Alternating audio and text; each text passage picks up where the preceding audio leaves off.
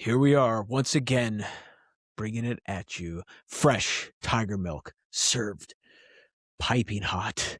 I am comic book creator Tad Galusha. This is Blue Tiger Revenge, and that bearded, beautiful man sitting shadowed in the dark like I don't know, like some kind of sexy Neanderthal or something. I dig you it. know him. I love him. Sometimes I hate him, but always love him. The man, the myth, Big Bry. How's it going, Big Bry? Pretty good. Pretty good. Trying to not be as big.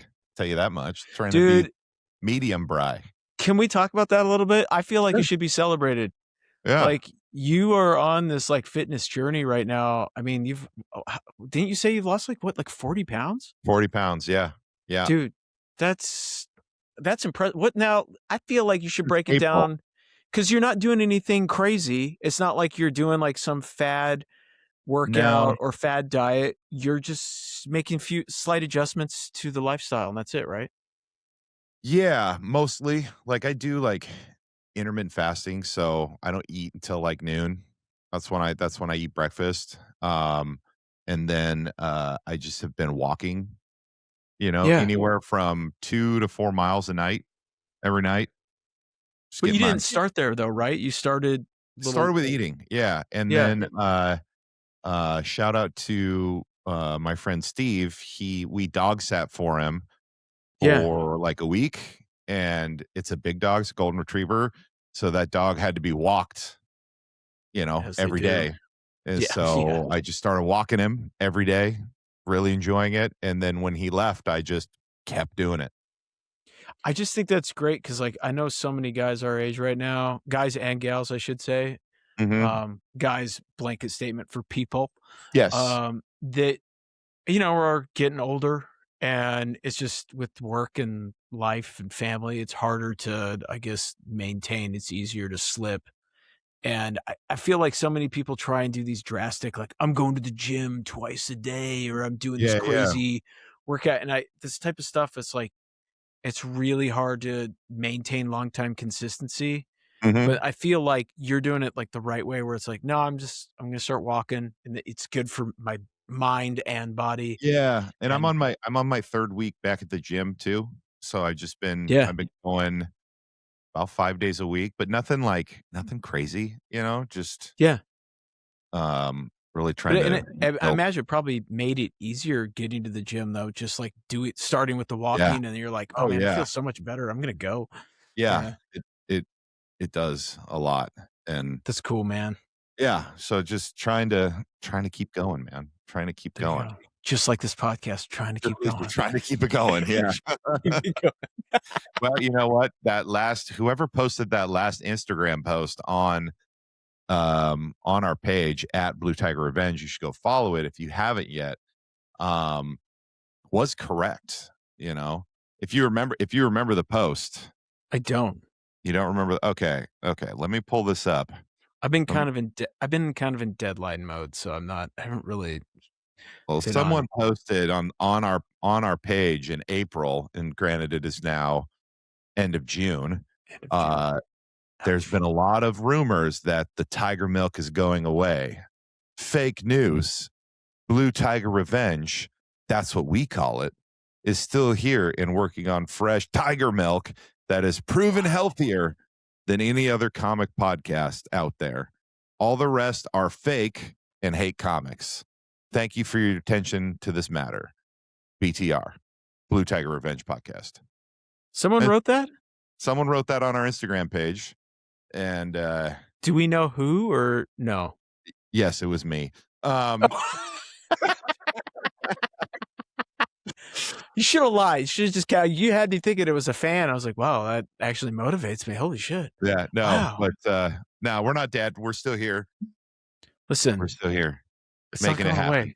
away. We're still bringing tiger milk. Just the deliveries, they don't get delivered as much now. Like the tigers in the wild. As Mhm. they get older, they become more mysterious. They're sighted less. They're smarter. They're more cunning.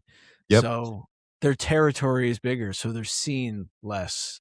But Yep. when they are, it's a rare glimpse that's more magical and beautiful than you could ever imagine. That's right. Yeah, That's right. yeah, that's Blue Tiger. Absolutely. But I'm excited about this one today. As folks are going to see, we have Steve Lieber going to be joining. You're going to be Multi-Eisner able to, yeah, award-winning artist is yeah. returning after, I think, Been like a few 4 years. years? Yeah, 3, 4 years. Yeah. Yeah. But it's a great interview. I'm excited for you guys to listen to it. Dropped some gems, man. Yeah. He was dropping some knowledge, some real knowledge. Yeah. It's kinda cool. It's really cool catching up with him. But before we jump into that, there's a little bit of news. Yeah. So I've got a couple of Batman related news. Oh, well, everybody loves the bat.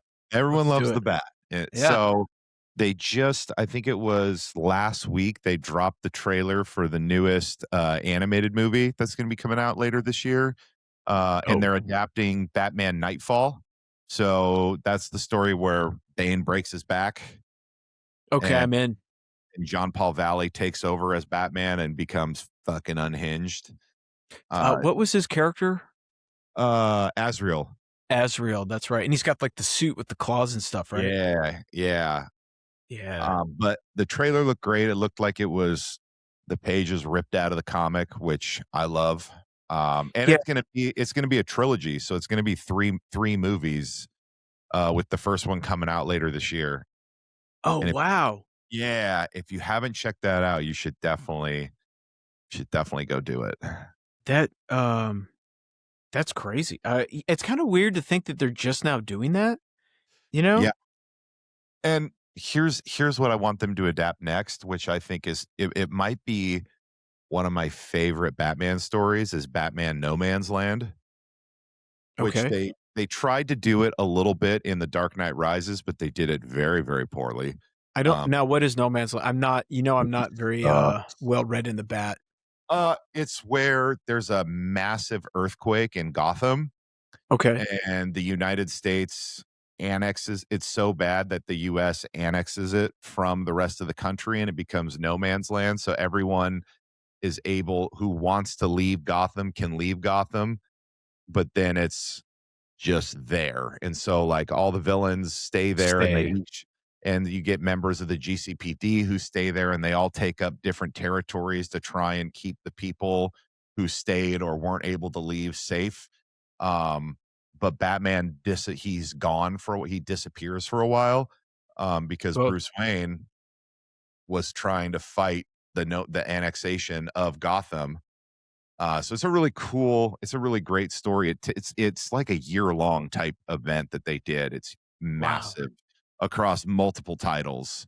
And they're Uh, gonna do a movie of that, huh? no, that's what I want them to do. I was saying that's what I Oh. want them to do next. Not what I have no idea if they're gonna do it, but they It would should. be it would be interesting because I don't think we've ever seen them really do a serialization of, like, animated movies with any of the superheroes. I mean, they've had, like, They a did. series, but not in succession, it doesn't feel like, but maybe I'm wrong. No, they did. They've done them, and that was kind of what was DC animation. That was what DC's saving grace was during the Snyder era, was that the animated movies that were so good for the most part, and they were all kind of like in the same universe.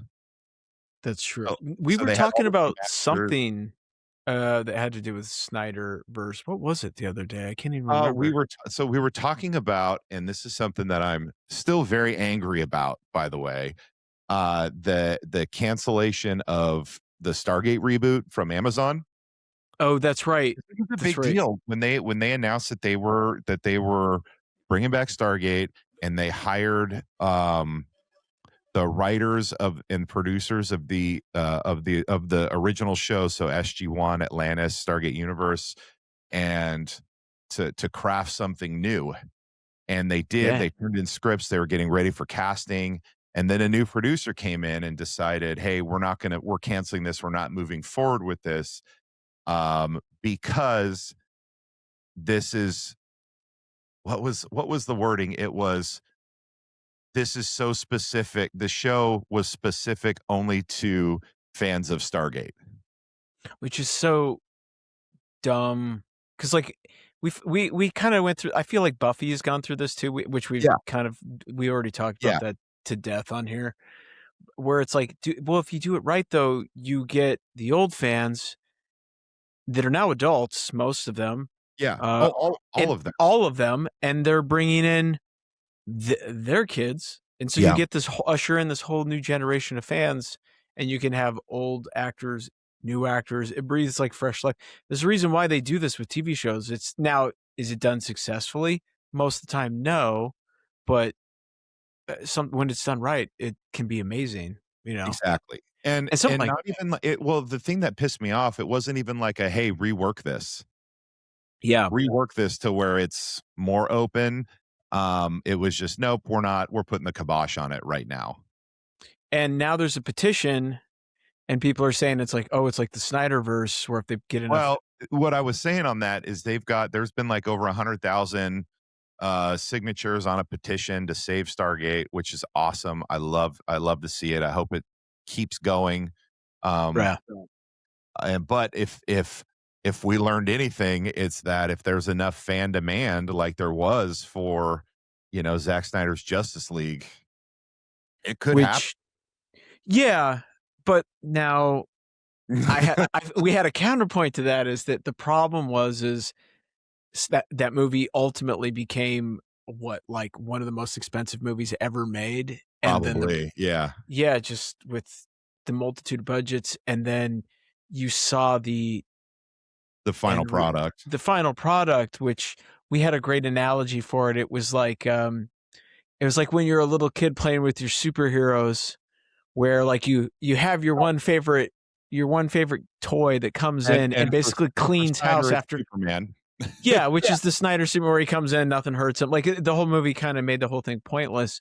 But we were just like, oh, we both bonded over the fact that like, oh, we created these 3-hour campaigns with all of our Yeah. action figures as Yeah. kids, only to have, well, for me, it was Captain America come rolling in on the Jurassic Park T-Rex and Yeah. destroy everybody in 5 minutes. And it was like, Yeah. well, he saved the day.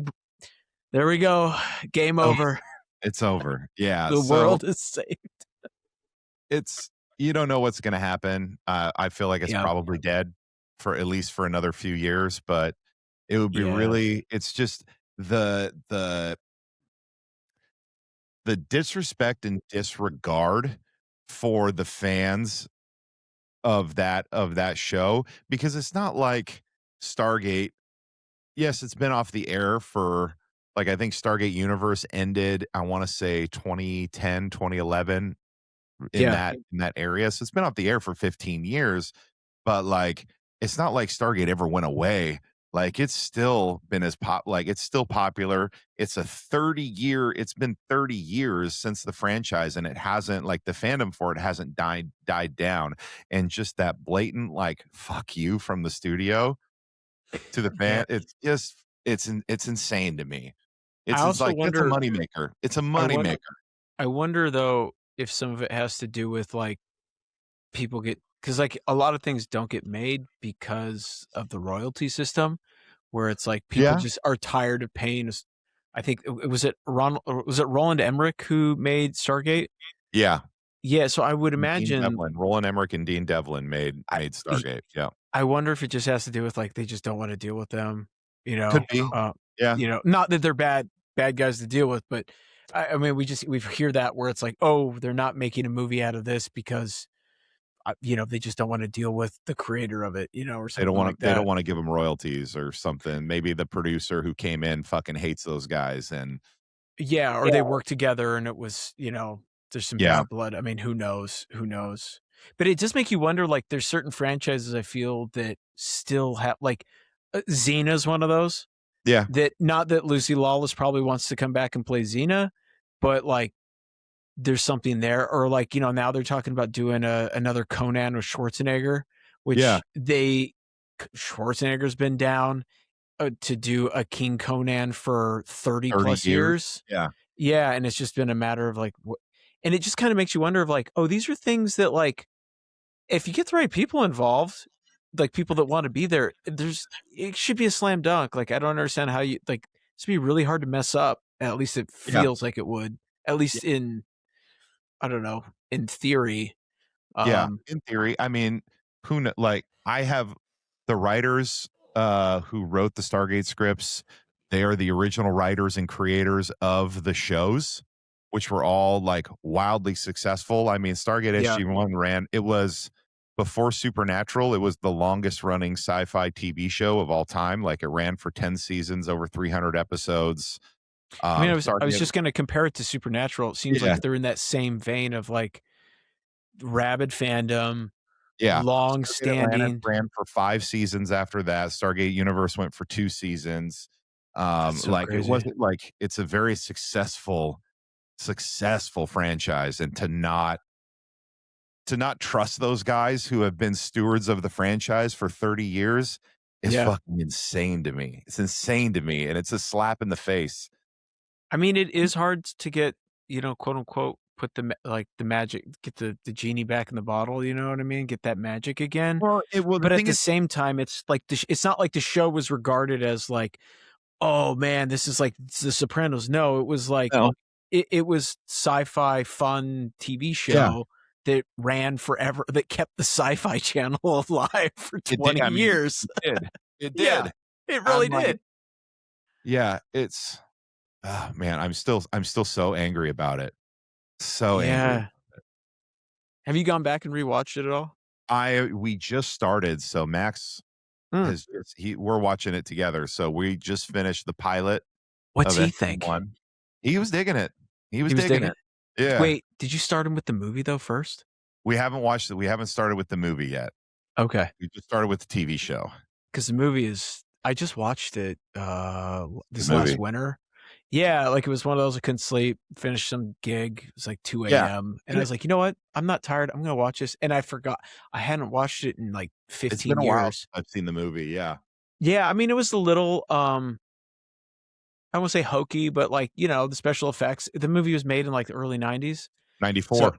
yeah, so it was kinda one of those where it's like, okay, it didn't have, like, quite Jurassic Park level budget, still, so, like, there was a lot of, like, you could tell, like, miniatures and, like, Sure. the layover process and stuff, not a ton of CGI, um, but, man, it still worked. It still rocked, dude. It Kurt still Russell's works. awesome in it. Yeah, he was great in it, but like Richard Dean Anderson's Jack O'Neill, because he had 10 seasons to like make it his own. Like he really owns that character in Yeah. my opinion. And like the show wasn't gonna be like a flat out reboot of SG-1. It was more of like a continuation. It was a new team going through the Stargate 30 years later. Oh, that'd be cool, and then you could bring in some of the, who is the guy who was also in the, he had the thing on his head? Can't Teal'c, remember. man. Yeah, Yeah. you could bring him in, and he could be, like, older, and, like, Yep. he could be, like, maybe he was lost in the Stargate, and, you could do all kinds of cool stuff. So many different things that you could have done with it. And yeah, Shit, you could you have could have some of Kurt those. Russell make an appearance? Well, probably wouldn't have because it takes place in the show universe. Oh, yeah, that's true. Um, but you could have brought him back as a guest appearance every, you know, a couple times a year to like You know who'd do it? where they're at. Huh. Mark Hamill. Mark Hamill would play some crazy character and show up. You get Mark Hamill, that'd be fucking awesome. Right? That would be Yeah, cool. that'd be great. And but yeah, well, the way it was supposed to end, they did 2 movies after the end of Stargate SG-1. Oh, So I they didn't know did that.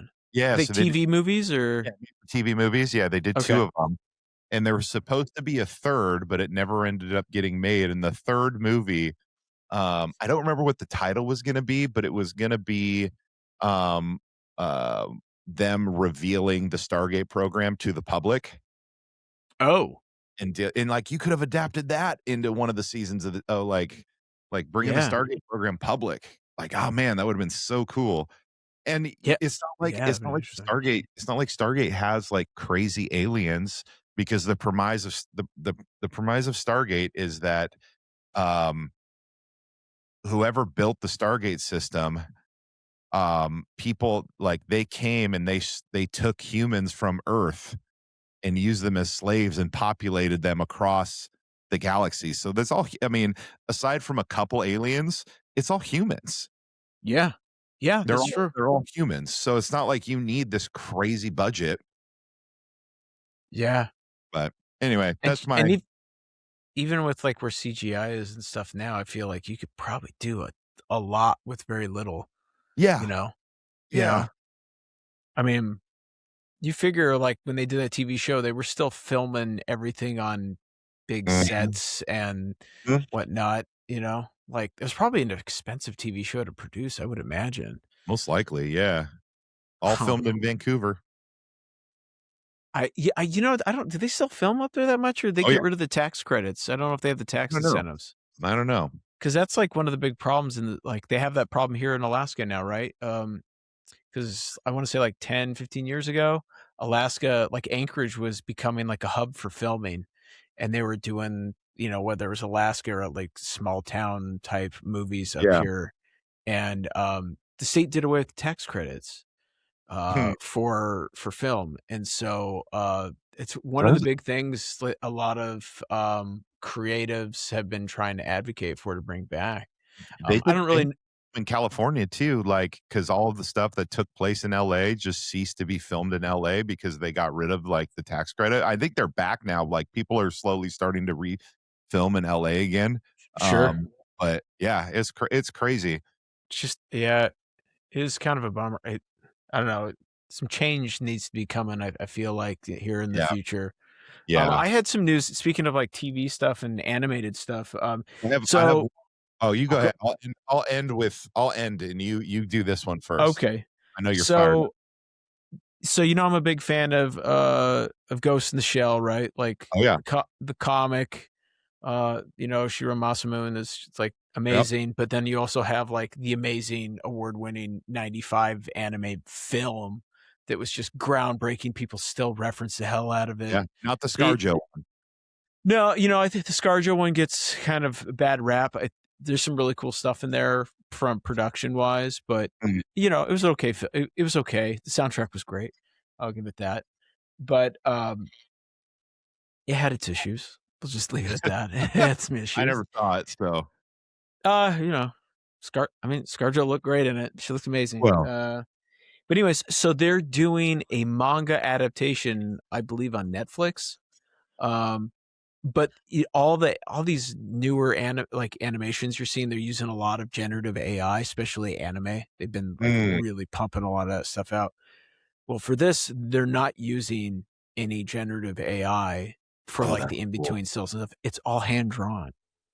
So So it's like old school anime. old school. And when you watch the trailer, I mean, it's not hand drawn on paper, which I still like. If you go watch that original Ghost in the Shell, when you realize it's all hand painted cells and stuff, I mean, Yeah, it's not feasible by today's standards because sure. the budgets, no one's going to spend, it would cost so much money to do that now. Like and it would take 10 years. People don't want to Yeah, wait 5, 6 years, yeah, um, but the fact that it's hand drawn, and then you watch the trailer for it on Netflix, it has a different vibe because you can tell. You know how have you seen a lot of those animes that are coming out, or just like I should say, like not animes necessarily, but just like animated cartoons. They have this like yeah, computer look to them, yeah. and I don't really. I'm not a big fan of it, but this one doesn't have that. It feels like you're watching like just a cleaned up version of like Akira or something. It's really cool looking and it's really just dynamic and it's more in tune. It's not the comic wasn't nearly as heavy as and intense as Okay. the film.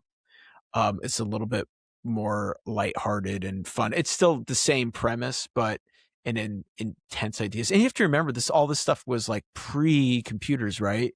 The whole Right. Ghost in the Shell. So a lot of it was like futurism of like what would a network look like, a computer network where people are linked like we're talking right now. And so they were taking some very futurism type views on it, to like this neural Right. network, through the computer, like pre-Matrix.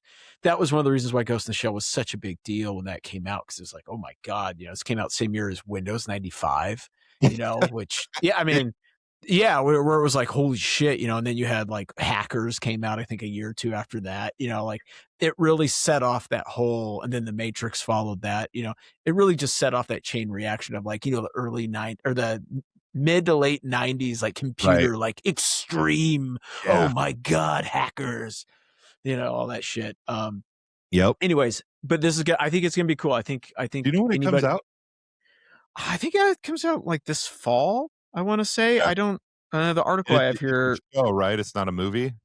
It's a show. Yeah, yeah. Because the graphic novel is there's actually like 3 volumes of it. It's really Okay. expansive. It's way more than just the one. Like the movie that everybody's familiar with from '95, and even the live action that's an adaptation of that. That's just like a chapter, really, in the manga. It's kind of Okay. nuts. But anyways, That's yeah, awesome. I thought that'd be kind of cool. I once Yeah. got to do a signing with the voice actress for the American adaptation of the '95 movie. Oh, that's cool. Yeah, weird. I don't know why they put us together because everyone knew. I had 10 people in my line. She had probably about 500 in hers. It was very humbling. But it's funny. A lot of people would come. Would be like, because I was sitting next to her at the signing, they would just shuffle over and be like, "What is Yeah. this?"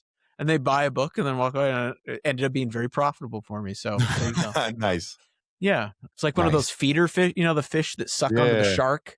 Shark Yeah. kills something, then they eat the little. That was me. I was the little sucker, the sucker Perfect. fish. Great. Yeah, Great analogy.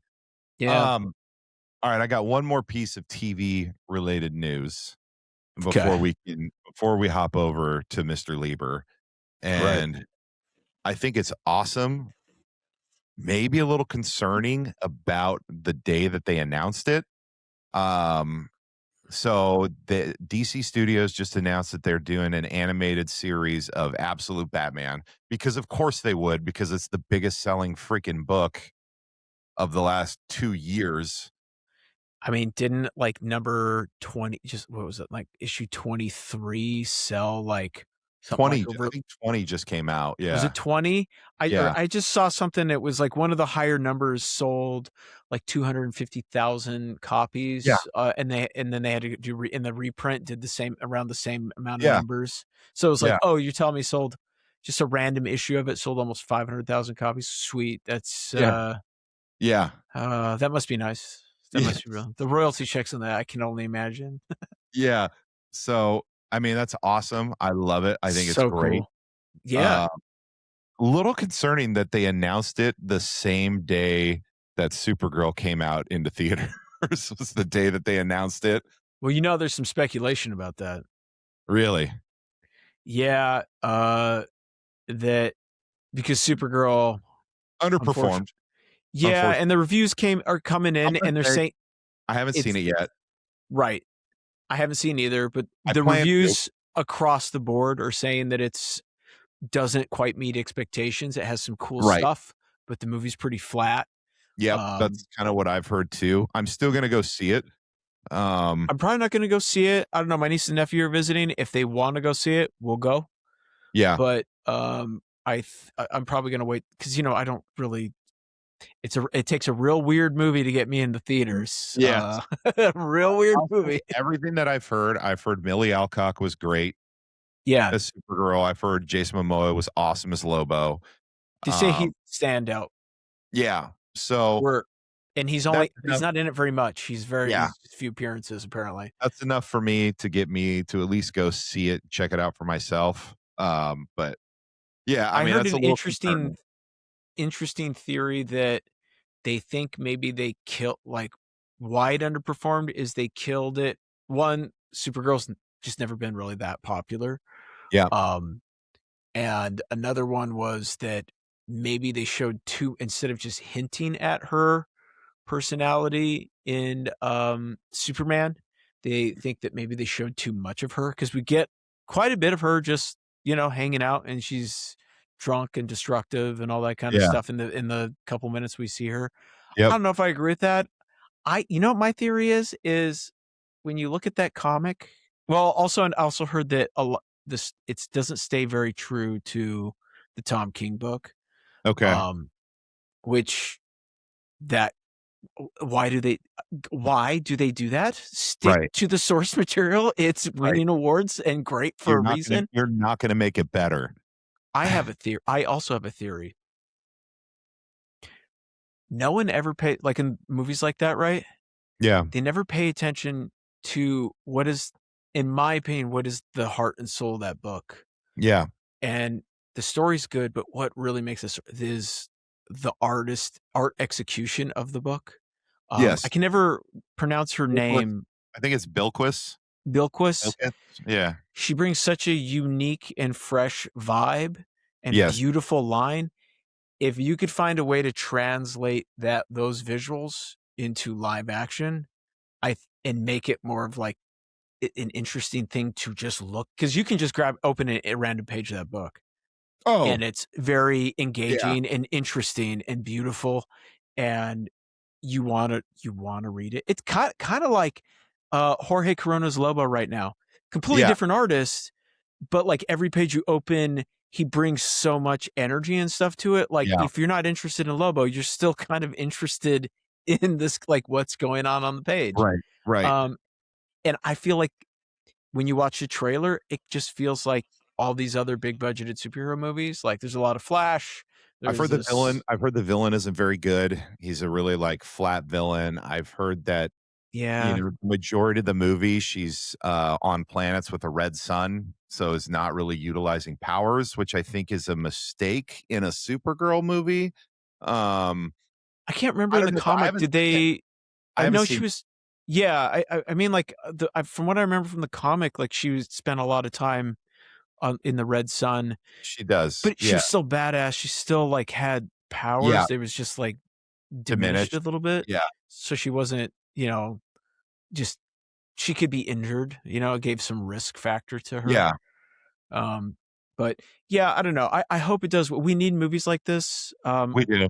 Just especially since you had, the Cheeto dusters, or, right from the beginning, where it's That's trying to my like, problem. That's been the hard thing about this movie, to try and figure out, like, oh, is it good? Is it bad? Is it somewhere in between? Because you get these fucking Cheeto dusting losers who yeah, just will shit on it. Doesn't matter before, how good the movie is. They're just, oh, this sucks. It's a piece of shit. Blah blah blah blah blah blah or blah. the stuff they're saying about the actress. I normally don't pay attention to any of that stuff, but that actually Yes. like pissed me off. Yeah. Like, it was low key funny, but it was very, very mean. And I kept thinking, like, I can't believe you would say that is so fucked up. It Well, made internet no culture, sense. man. Internet culture. You never say that to somebody's face. Like, Also, she's like a gorgeous young person. right. I feel weird Right. saying that just because she's probably like Ye 25. yeah. I get It's what you're saying. creepy. I get what you're saying. Yeah, she's a fucking movie star, man. Like, look at her. She's a movie star. Like Yeah. like, come on. You could say she's, And you're living in your mom's basement. yeah, Like, or you're some like middle-aged troglodyte, like just trogging around the world, and shout out to you're Big Red.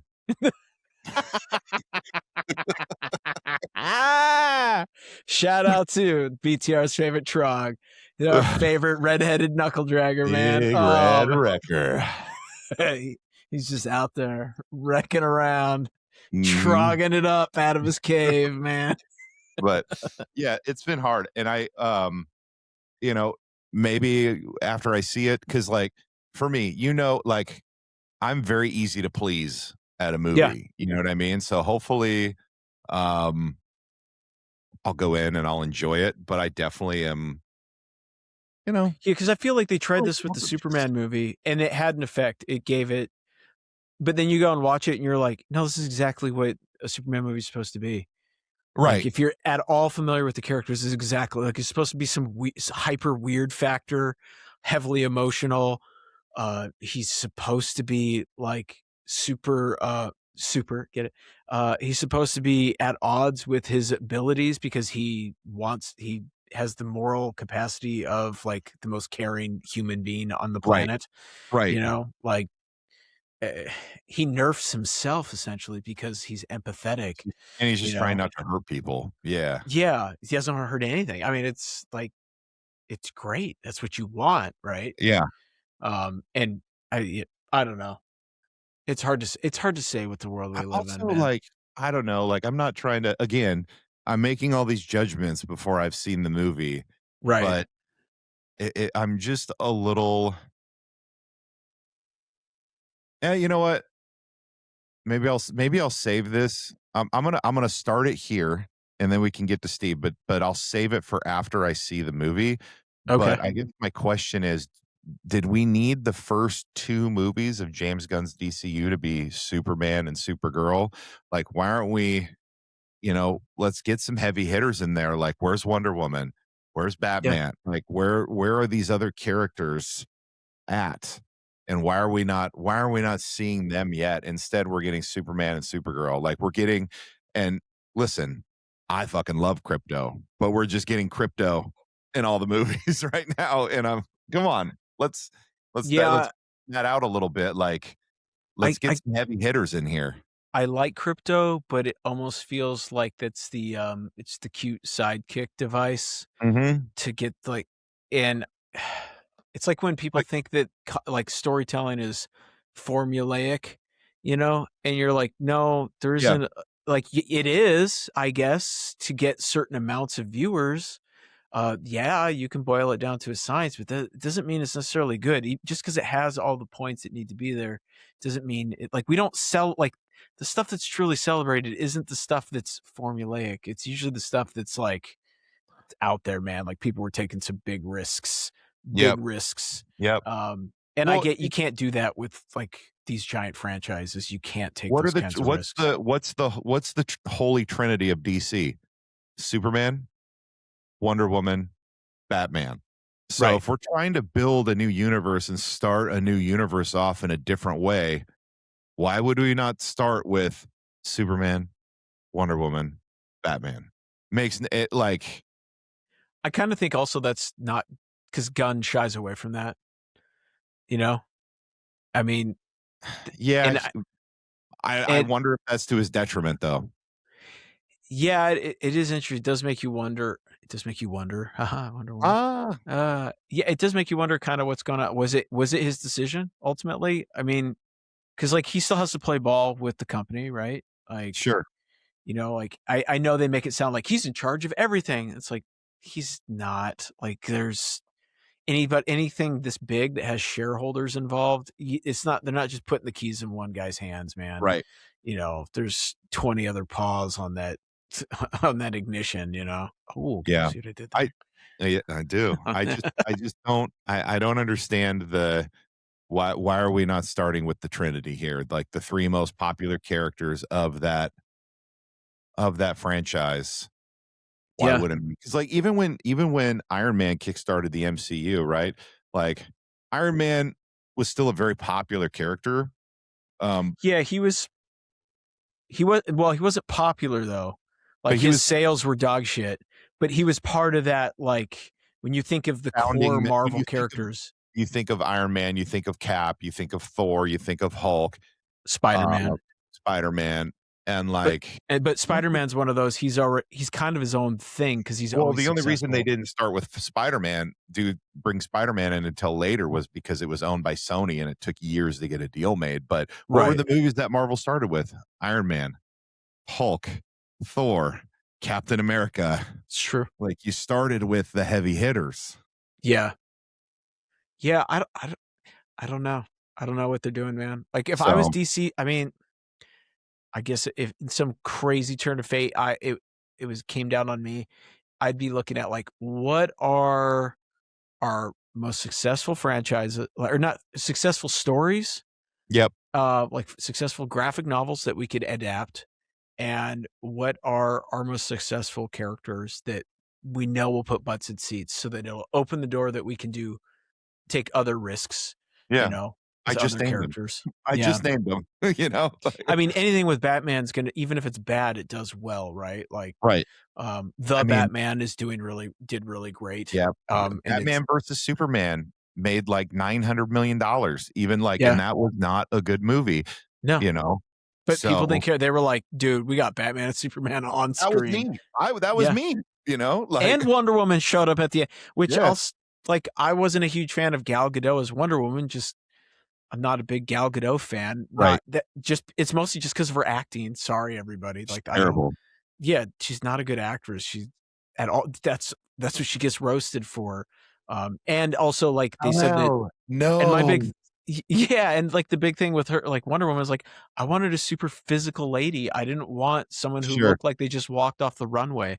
Like sorry to just give me a No, gal you're that not looks like wrong. she's gonna punch a dude through a fucking wall, man. Like You I know, wonder and I want to be maybe jacked. James Gunn's tricking us. Maybe the Man of Tomorrow sequel is going to have Batman and Wonder Woman in it. Who knows? I don't know, but it makes.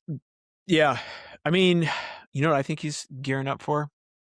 I think he's gearing up towards like a new frontier. I think that's what he's gearing up towards.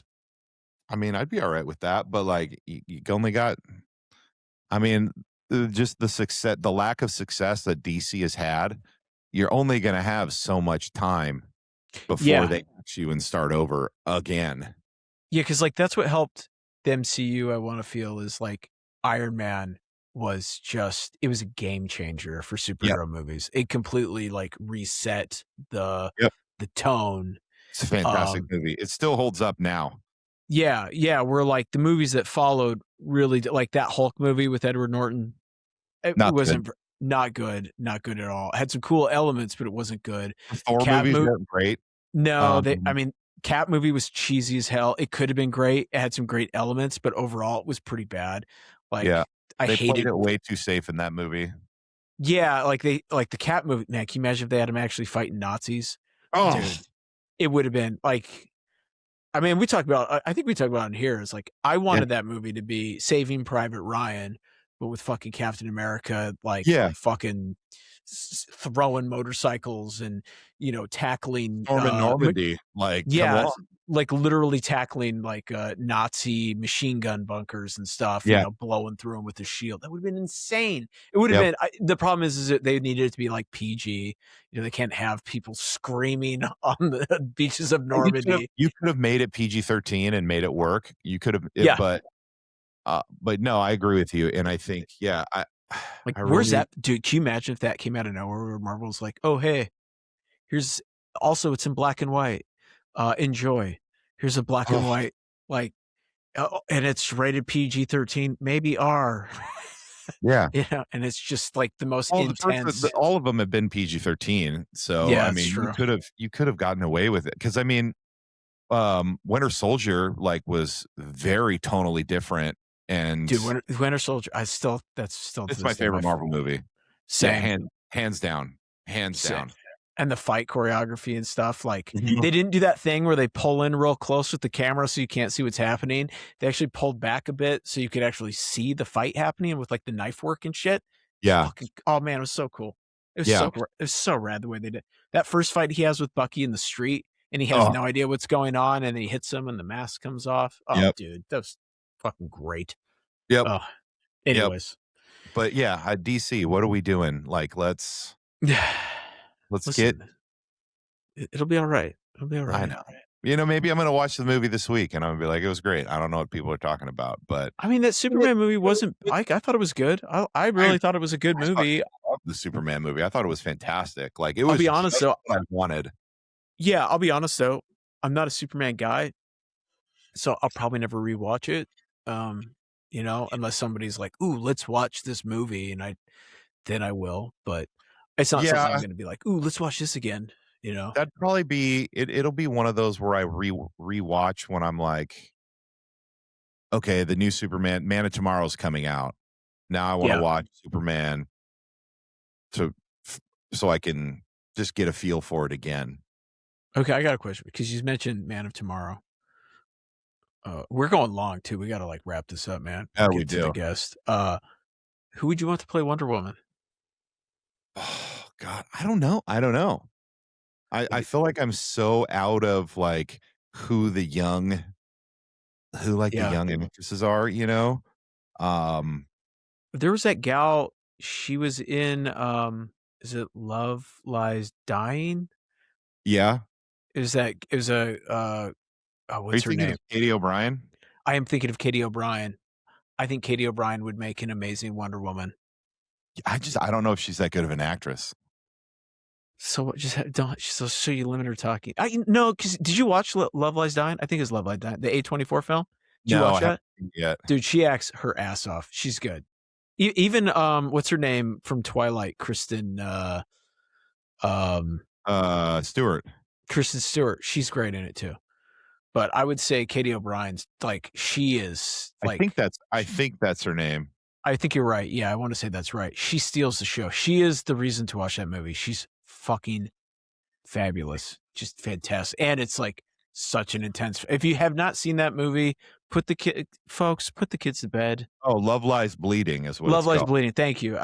It came out last year or 2 years ago. I just remember watching it when it hit HBO, and it was just like it was so violent and visceral, but then at the and at the same time, it had this like these existential aspects of like when you're down in the dumps and you dream of a better life, and it did a great job of capturing like those concepts of daydreaming, even though it's not a possibility, you know. It's such a good film. It's just really I don't know if I'd love to find like a great like Greek actress to play her. Yeah. I think that would be great. Katie O'Brien, she's so physical, and she's also very fairly tall in stature. Like I think she could pull it off. And she's not just like, and she's beautiful, but she looks like she could fucking handle herself, which I want. She could handle some business. Yeah. Yeah. Yes. Like in that movie, she looked like she's fucking jacked. She's gorgeous. She's gorgeous, but and jacked at the same time. Like she looks awesome. She looks so good. And like that's what when I envision Wonder Woman, like if I ever was given the opportunity to draw Wonder Woman, that would be the Wonder Woman I'm drawing. Okay. Like, just like she needs to be an imposing figure, and like built. I know the Cheeto Dusters aren't gonna fucking like it, but they are tough, not gonna like that. But they're weak, fragile men in cell culture to begin with. So like, come at us. Yeah, bring it. You know, like Katie O'Brien will punch your face in. Anyways, dude, we've been going for like 40 minutes. We gotta bring the guest in, dude. Oh my God. Sorry, Steve. Yeah. Let's bring him in. Yeah. Onward to Mr. Steve Lieber. Check 1, 2. Tiger milk! Tiger milk! I like tiger milk! Give us some more of that, please! Tiger milk! And here we are. We're back with, I dare say, a legend. Can we say legend? Can we say that at this point? I think we can say that. We can say it. Legendary, I'm going to say comic book creator, Steve Lieber. Multi-award-winning creator, I should probably add. Right? Yeah, welcome back. It's been a while, I want to say. I feel like the last time we talked was probably during lockdown. Yeah, I think so. 2020. Was it was it pre Jimmy Olsen? Right in the middle of it, I think. Okay. Yeah. All right. That sounds right. Yeah. How you been doing, man? How's things? Somehow busy. Hanging in there. The career's still going great. I still enjoy being at the drawing board. Yeah. Portland's still the town that they're gonna have to carry me out of feet first. That's perfect. That's great. Yeah. That's great. So you've got, and we'll get into a bunch of other stuff, but just to start things off, the icebreaker. You've got a kind of a re-release, a deluxe edition coming out. Yep. If you will. And it was, I want to say maybe one of the first projects that I got to know you really well on as a creator, without being too shady. No, you worked on it. So I'm happy to talk about that. I know, but back in those days, it was more. It was the days of the ghost. It was I got your name in one issue, didn't I? I don't think so. No, I don't think so. I was incognito mode back in those days. Like, I feel like I think I was. Anyways, who cares about me? So you've got. Tell the folks tell the Tiger Cubs what you got coming. So in in the teens, I drew a book for Marvel Comics called Superior Foes of Spiderman. It was a sitcom set in the Marvel Universe, and we got away with being genuinely funny. Nick Spencer wrote it. I drew it. Rochelle Rosenberg colored it, and it was lettered by Joe Caramagna and then Clayton Cowles. Wow. And what we were talking about earlier, so people aren't confused by this. A lot of times I like to work with an assistant to help me out with backgrounds, and Tad, very early in his career, did some spectacular work on that, including what is a lot of people's favorite panel in the entire run, which is the reveal of the severed head of Silvio Silvermane tootling around on an RC car. I forgot about that. Oh man, yeah, they made a toy out of your drawing, man. You know what? I didn't know that. I need to go get yeah. that. Either. Yeah. I if I want one, I gotta buy it on eBay myself. But the magic of Marvel Comics, right there. Mm-hmm. Yeah. I just remember the only thing, because I could be honest, I don't really remember working on it. I remember drawing the head, but the one thing I remember is there was a panel where you let me. It was early. It was like one of the first or second pages I think I worked on with you. You let me do script, like doing like almost like a silhouetted spray paint, and it was O'Doyle rules. Yep. On one, yeah, and then you were, I think, like a couple months later, you're like, I got an email about that from Marvel. They really liked it. O'Doyle rules. Who would have thought? Yeah. Like yeah. Power of comics. I had to look that. I had to look that up. I don't think I'd ever seen an Adam Sandler movie at that point. Oh, that's great. Yeah, it's probably the only Adam Sandler reference I'm willing to make, if I'm being honest. The book was just an absolute delight to work on from start to finish. That's the book where I my whole career transitioned from being the crime guy to being the funny guy. Well, wasn't this? It was supposed to be a limited series originally, right? But it did so well that didn't they expand it? I mean, I never, like, when I drew issue 1, I had no reason to believe there would be an issue 2. There's no contract or advance or anything like that. Yeah. So with every issue, we found out, we're still going. That's good. Nice. Wow. And wound up going to 17 issues. 14 of which I worked on in some capacity. In the middle of it, this was a strange choice on Marvel's part. The writer was overbooked and was having trouble getting scripts in. So they decided to make it twice a month instead of monthly, which is not not the usual choice that I recommend for keeping a publishing schedule ahead. So Rich Ellis drew 1.5 fill-in issues, and then they had 2 other fill-in issues where they just kind of threw a bunch of people on stuff. Then the rest of it is me. Wow. And it's amazing how many gags we got away with in it that we absolutely should not have gotten away with. But can you tell us your favorite gag that you put in there? Well, that made it in, or that didn't make it in? That made it in. Okay. The one that didn't make it in, and then the one that made it in. Okay. The one that didn't make it in, there's a bit where the main character of the book, a villain named Boomerang, is consulting with his lawyer, and he realizes that he just really hates his lawyer, and kind of goes off into this fantasy reverie where he daydreams about murdering him and peeing on his corpse.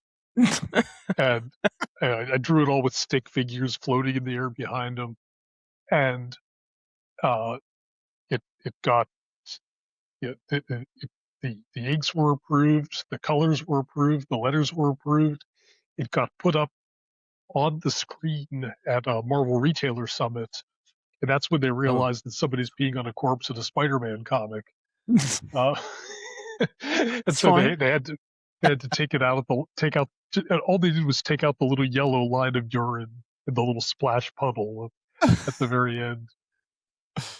That's So so good. yeah, so that was my favorite gag that did make it in. Ones that I'm did amazed it made it that far, though. That's crazy. what we had going for us, and the reason we got away with so much stuff. I mean, they caught that one was, you know, my poor editor was probably working on 8 books a month at that point, Yeah. and it's just more than anybody could physically do. Just to let the stuff, just to check the stuff off and make sure that Mhm. everybody got paid is more than a month, is more work than you could handle in a month. So I think some stuff got by just because, nope, it's done, it's publishable, next page, done, publishable, next page, and Sure.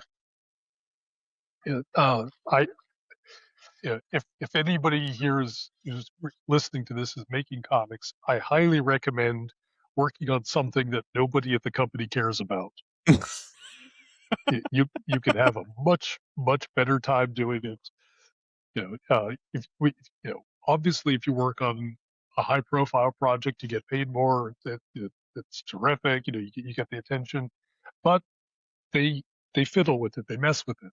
Whereas on a book that nobody expects to ever sell a copy, you can get away with a lot of fun. Yeah. And in this case, that fun completely changed my career.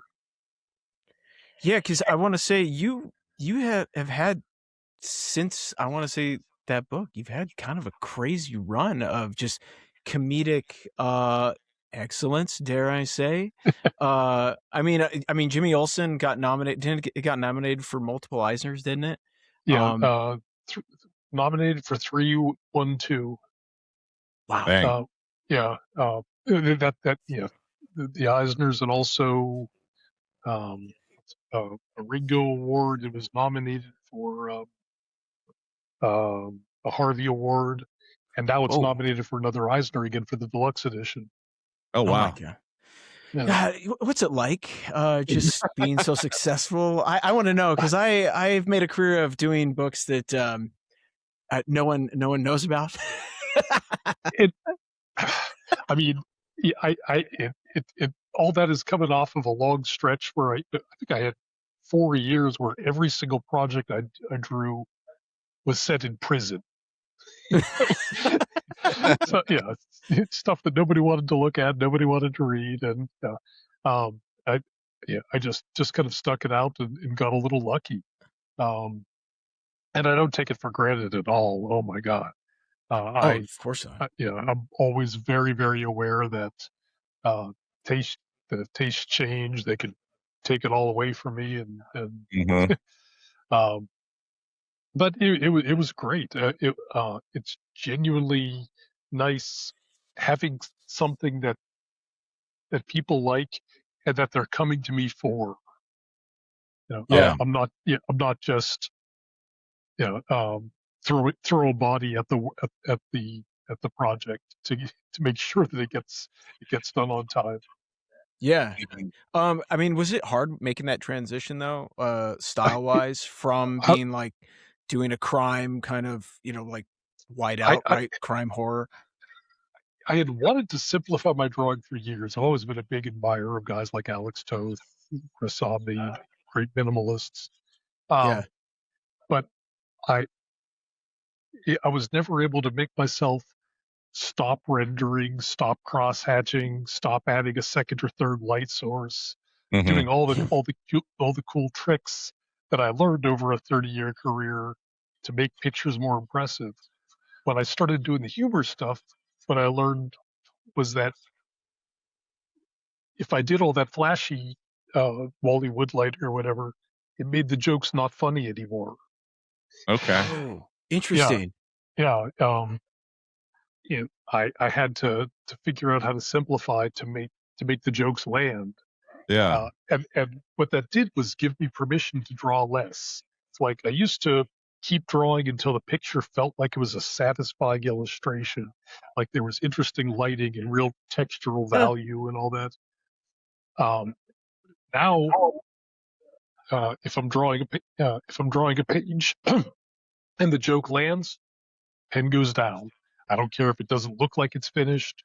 Oh, Is it funny yet? The moment it's funny, pencil down. Oh wow. that had to have been such a nice thing to like discover. Because I feel like so many artists, you get like when you're young, real young, you want to just fill that page up and really flex, Totally. And like I know I'm at a point where I'm like, man, is there a way I can get this page done so I can go to bed before midnight? This is like I don't know. And it seems like you found the cheat code, Yeah, and interestingly, it's a skill I was able to bring back with me to more illustrative, non-humorous comics. It rewired my sense for when is a picture finished. That just made a big difference for me. That's made me a better artist. Yeah, I would imagine. So, do you find it harder to try and I've only had one experience with humor, and it was really, really early. No one ever saw it, but I wrote. I've had it twice. The second time, I worked for a magazine, and I was writing, like it was syndicated in that magazine, just in Texas for 1 month, and it was Western like Horseman. Yeah, it was for Western Horseman. Yeah, and it was based off this like he was like a real guy.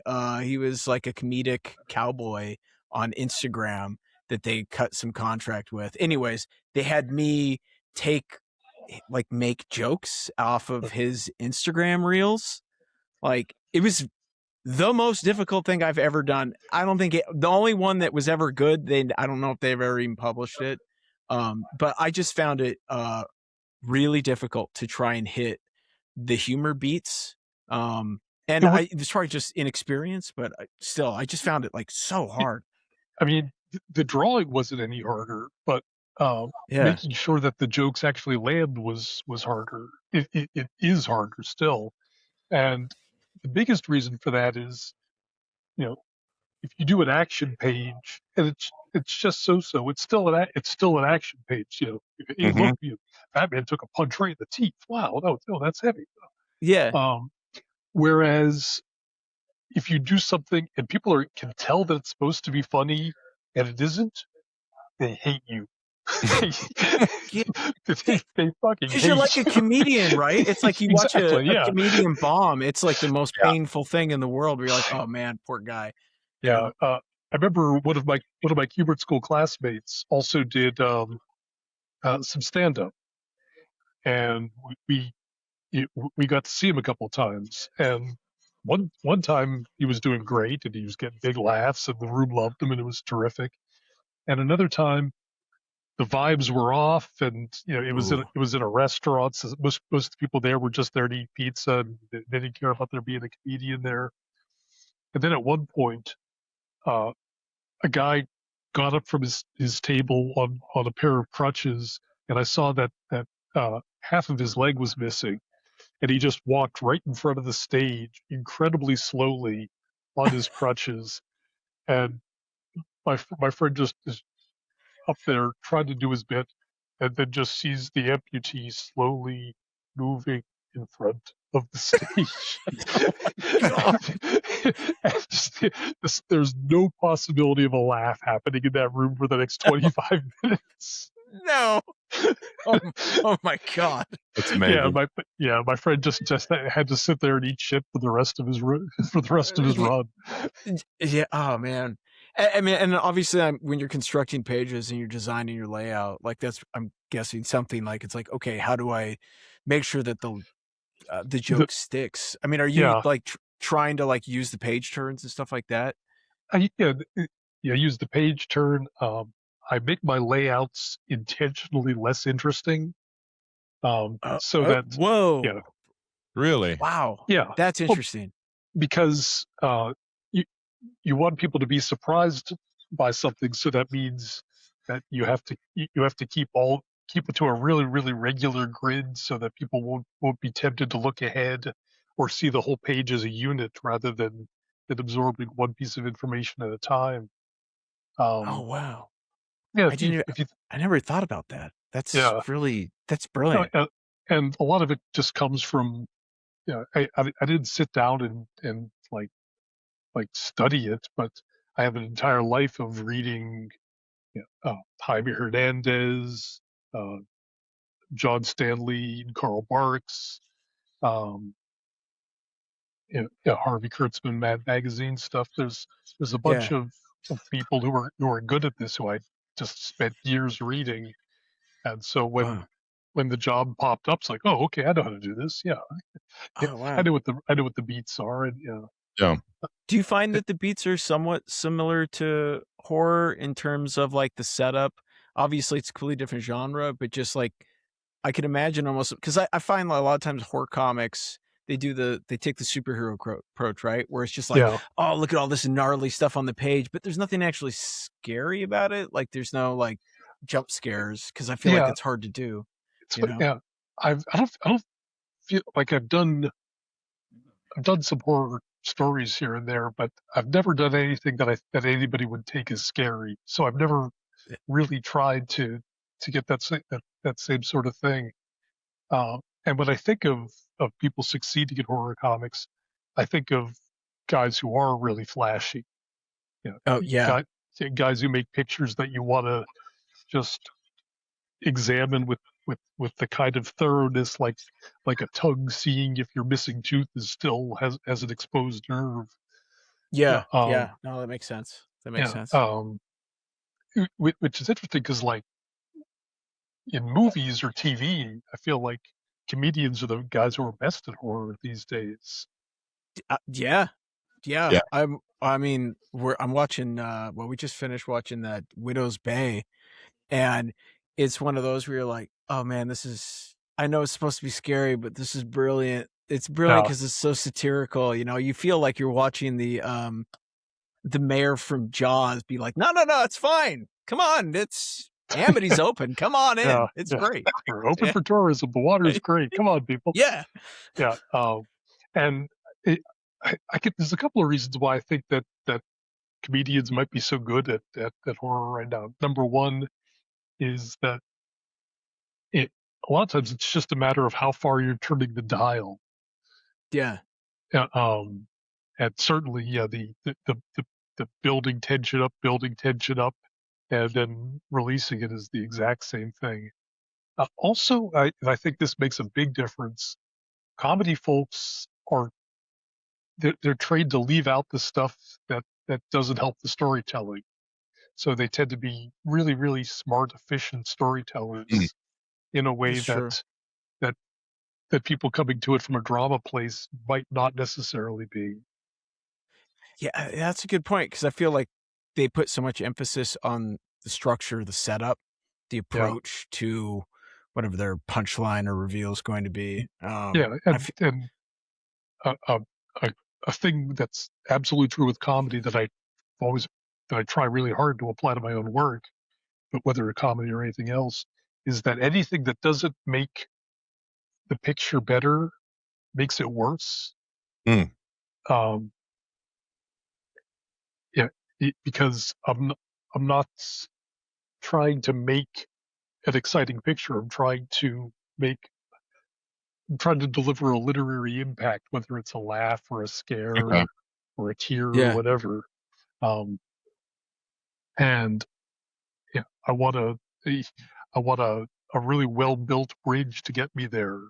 Um, with everything in absolute perfect tension and um, yeah, yeah, everything that's part of the delivery mechanism is exactly where it needs to be.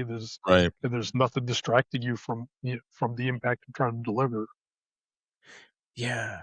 Do you do you have like favorite like comedic stories that you think of or find yourselves like, you know, like I just mentioned Widow's Bay, which I think that's like it's very prominent in the zeitgeist right now, Oh but yeah, like I've got friends that are obsessed with like Twin Peaks and stuff like that, you know, not so much because it's funny, but mostly because it's just such an odd bird, you yeah, know, like Lynchian humor, I guess, if you want yeah, to call it. yeah. Um, Um, Favorite humor stuff. Love the Coen brothers. Mm. They yeah. They create a whole world, and they're really, really good at uh, at making comedy part of other genres. I mean, Yeah. Burn After Reading is hilarious, I love and that then movie. yeah, and then the closet door opens and someone gets shot. You Yeah. know? I don't think Brad Pitt gets enough. People always think of him as like Troy or Yeah, 7 Years in Tibet. I'm he's like, screw those hilarious. movies. Go He's watch Burn After perfect. Reading. He's such a dingbat in that. Yeah. No, I have Yeah. not seen that, so I'm gonna Oh, have to. yeah. Oh, you Yeah, gotta check no, it out, man. You'd love yeah. Well, it. listen, you know the movies I watch, so Brian likes humor too, but it's more of like the movie's so bad that you're laughing through it. True. There's gold in them hills too. I mean, yeah, I love Oh it. yeah, yeah. What else? Uh, all the Edgar Wright stuff. He's Okay. Yeah. He's fantastic uh, at using the medium to make his jokes work. Lots and lots of stuff that's where the punchline is delivered with a really simple camera move, or the camera's just held in place and one new piece of information comes in. Whether it's what's his face, um, uh, rewinding the camera to take another shot after the zombie gets up and starts approaching them. Oh, yeah. Um, and that's another one that perfectly dances between the raindrops and delivers the laughs and delivers legitimate scares at the same time. And Yeah. sometimes what's hilarious is just how fucked up and scary something is. Yeah. Definitely. I know, like personally, my wife and I are big fans of like, maybe it's just because we grew up with it, but like John Candy. Oh, hell And yeah. I loved it as a kid, right? Because it'd be like Great Outdoors is an easy one, just because there's it's so absurd and over the top with like Bart the Bear and all that. But Yeah. then when you watch it as an adult, it's so much better because it's the subtleties of this is just like a middle class guy who wants to have a nice family experience, and even just small things go wrong and he's so stressed out about it, but he's trying to hold it together. Like that's the stuff that now as an adult I can relate to, and they're like, Yep. oh man, it's so Oh, funny. yeah. It's just so good. For me, John Candy was always SCTV. I would uh, stay up later than I was allowed to so I could watch SCTV at 12:30 at night. Yeah. And That's how we got to start, right? Wasn't he on there? yeah, There was, and he was on there with, yeah. wasn't Dan Aykroyd or someone else on there with him briefly? No, Aykroyd it was Saturday Night Live. Yep. Okay. But Martin Short and That's right. Joe Flaherty, just this murderer's row of great comedic talent. And again, another great example of guys getting away with stuff because no one was looking at it. Yeah. Yeah, exactly. Yeah. Oh man. Yeah. Okay, all right. Well, I'm going to change gears a little bit. You mentioned the Kubert School. Sure. I mean, we got to talk about it a little bit. I mean, I know that you studied under the same comedic genius I did in High Eisman. Maybe not.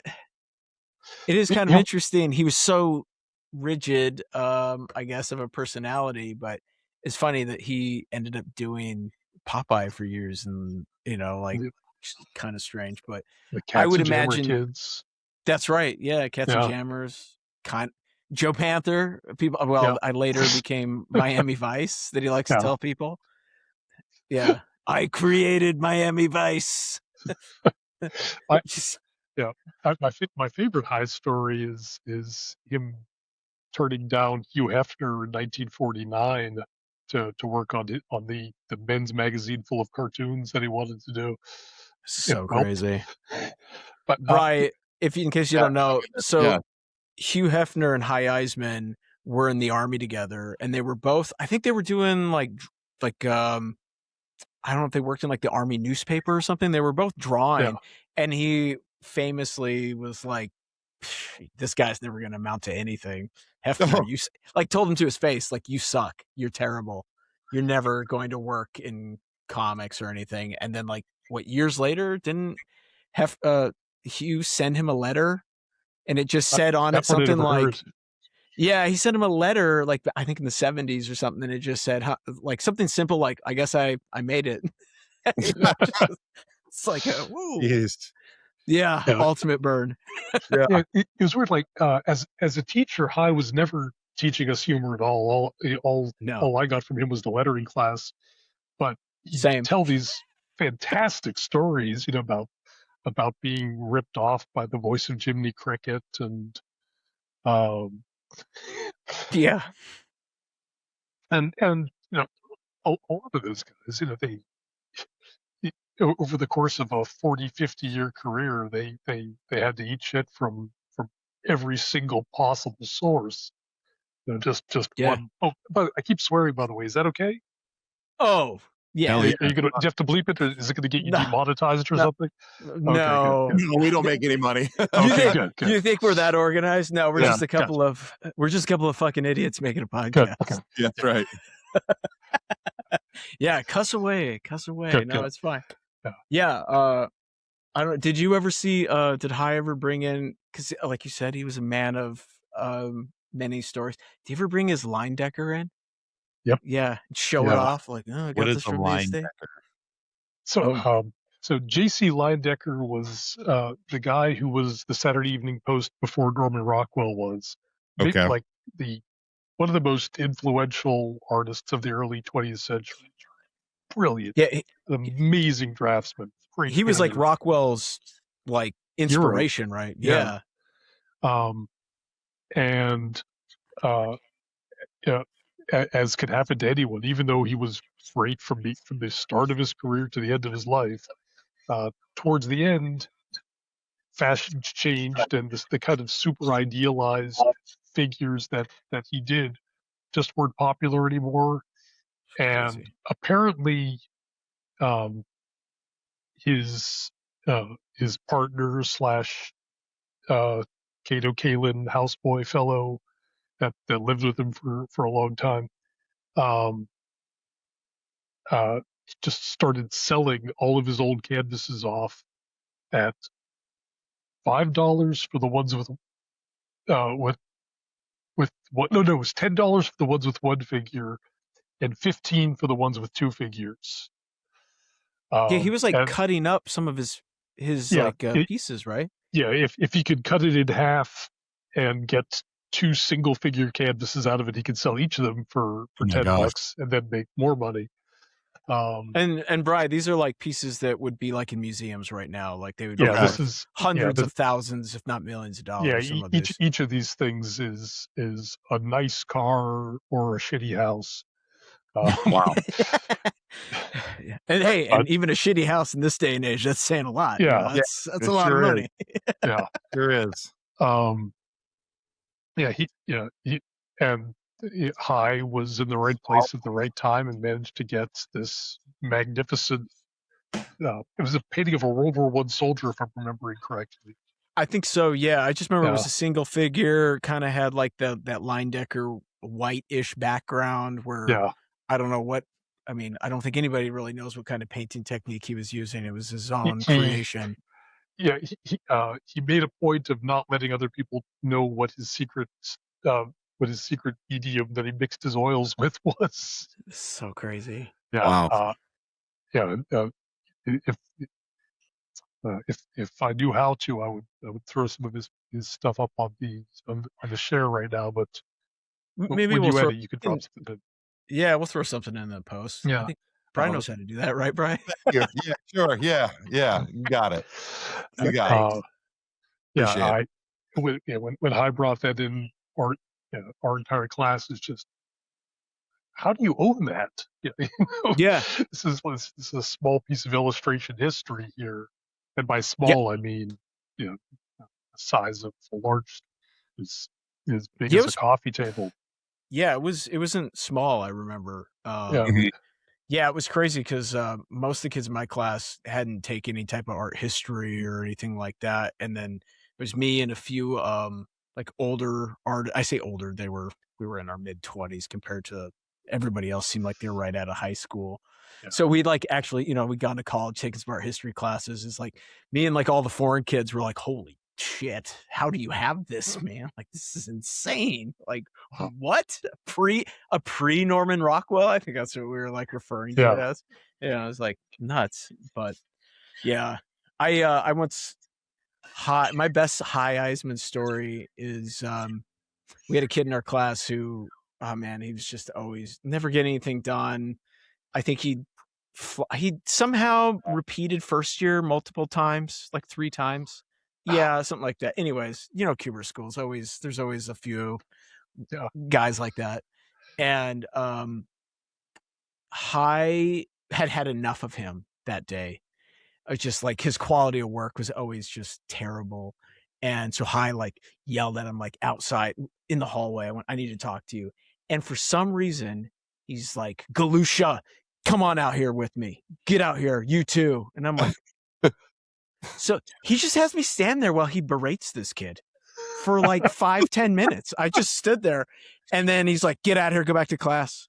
He's had enough. And I was like, and he turns to me, he's like, what do you want? And I'm like, dude, you told me to come out here, High. And he goes, yeah, God, that guy, geez, I don't even know what he's doing here. All right. And then he just walked back into class and left me in the hallway. And I was like, what the fuck? What the fuck's going on? Yeah, and I just walked in, sat down. People were like, are you all right? I'm like, yeah, nothing happened to me, man. I was a witness to the massacre. God. Yeah, and he just berated this guy. I mean, he kind of deserved it. It was kind of brutal. It was one of those where I think he was like, why are you here? A kid probably shouldn't have been there. At that point, they probably should have cut him loose. But I think it was funny, rough times back in those days. I don't do much teaching in an actual classroom situation. I'll come in as a guest lecturer for comics classes, and I do a once a month thing where I just set up at a local comic shop here in town and have office hours for a few hours. If you've got a portfolio and you want professional feedback, come on by and I'll show it to you. And, and there's a couple of reasons for that. Number one, in the process of helping run the mentorship program here at Helioscope, I've seen some people come out of art school with 5-6 figures of debt that they're never going to pay off as long as they live, and it pisses me off and it makes me sad. So I want there to be some other option for some people. So I do that. And the other thing is, because if someone was really just blowing off everything I'm telling them, the way that guy was blowing off what High was trying to tell him, I wouldn't want to keep teaching them. Right. But if there's a monetary thing going on, I would have to. Yeah. Whereas if I'm there for free and they're not, and the student's not paying anything, everything's completely voluntary. No one feels like they have to be coming. If they didn't get the pages done, if they've got nothing to show me, they don't bring anything in. Yeah. So I get all the good parts of teaching, which is looking over somebody's shoulder and when you see that a student actually picked up on something you told them and learned from it, it got better. It's like, oh, that's the best feeling in the world. Yeah. You feel, oh, I just unlocked that shit there. That's great. But the reverse, when you're telling them stuff and they're not paying attention, or I remember years back there was a guy who would bring me pages to look at whenever I came to a con in his town, and one year he hadn't done any new pages over the course of the year, so he just brought me the same pages he had showed me last time. What? And why? There's nothing I could do for you, man. Yeah. I gave you all the feedback I could possibly give you on these pages a year ago, and you haven't taken the time to apply it or learn from it or anything. Did you go High Eisman on him? No. I said, you've already showed me this. If you don't have anything new to show, instead of these obviously these samples didn't get you any work. instead of coming here to get feedback, you're probably better off going home and just making some new samples. Yeah. You'll learn more from that than you will from getting feedback on the same 5 pages from 30 different people. Yeah, definitely. I am curious about these office hours that you're running. I feel like people outside of Portland don't know a lot of times, but you are kind of, I like to say that you're responsible for more comic careers than all the colleges combined Shit. at this Okay. point. I'm But you're going to really hell good for at, that. Then. yeah, yeah, oh yeah. But you're really good at like keeping your finger on the pulse of the younger generations coming up. I would imagine, especially because Portland's still, I feel like still a mecca for indie comics. Are you seeing some interesting stuff that's Oh, coming up through these definitely, office hours? definitely. Yeah. Um, and some of the folks, they're part of the studio now. Folks who I first Okay. saw through that, Yeah. and it's interesting. Like it used to be when people would show me portfolios, it was always the same vibe, the same portfolio. Mhm. For I think for 15 years, everybody was showing me was showing me a 4 or 5 page sample of Batman stalking somebody into an alley, and Oh yeah. yeah, Yeah. well, there's a tight, mysterious close up of just Batman's eyes, and there's his shadow on a brick wall, and now, every sample I see the vibe is different, the material is different, the storytelling techniques are different, and I always have to when I see somebody doing stuff that's completely different from what I'm good at and what I do, the first thing I usually tell them is, okay, I'm stepping out of my lane here, um, but I'm going to talk about just general principles, and stylistically, you're going to pursue what you want, but uh, even within the style you're doing here, there's a tangency that's kind of flattening the picture out, or Mhm. it's hard to tell what's happening between this panel and that panel.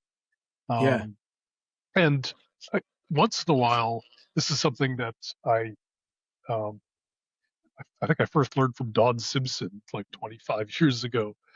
Um, Don had a stretch during the early image days when people would bring him portfolios at cons, and he wouldn't do critiques because he felt like anything he had to share with somebody else, any advice he had to give about how to make this page better would actually make it less marketable, Mhm. because his Oh, own sensibility was so far from what was actually selling in comics at the time. oh, And interesting. yeah, and so once in a while I'll get a page where, okay, storytelling wise, this would work better if you made this picture a little less exciting so as to set up the big explosion on the next page or something like that. Uh, but as far as just auditioning for a job where people are going to be looking at it for 1.5 seconds and not actually appreciating the story, you might actually want to go louder and flashier at this thing, even though it would, Yeah. even though it would tilt it. And that's not a solution for making a good comic. That's a solution for making something that will impress somebody enough that they might give you a call. Yeah. It's interesting. I feel like I never thought about that. The trend has changed. And I think I'm just old enough where when I was trying to break into the industry, people still wanted to see superhero samples, essentially. Like you were Mhm. talking about big flashy things. And now I feel like I don't see those very often these days. Occasionally, you'll get the hardcore like Spider-Man fan or Superman fan that's what they want to draw. Yeah. But it seems like the younger gen is more, and that maybe I don't know if it's because of like the influence of manga, how that's so mainstream now. But it seems like the emphasis is way more towards storytelling and how do I tell the story. Like I do that. I do this once a month comic collective, essentially like a workshop through the Oh, Anchorage nuts. Museum. Yeah, it's great. We get a great turnout. Nobody draws superheroes. No one. It's Mhm. all just different types of storytelling, because whether it's like native folklore type stories or it's like I guess American styled manga. And other stuff is just like there's a middle school kid there, and she does like Will Eisner type stories. It's crazy. Like she does story.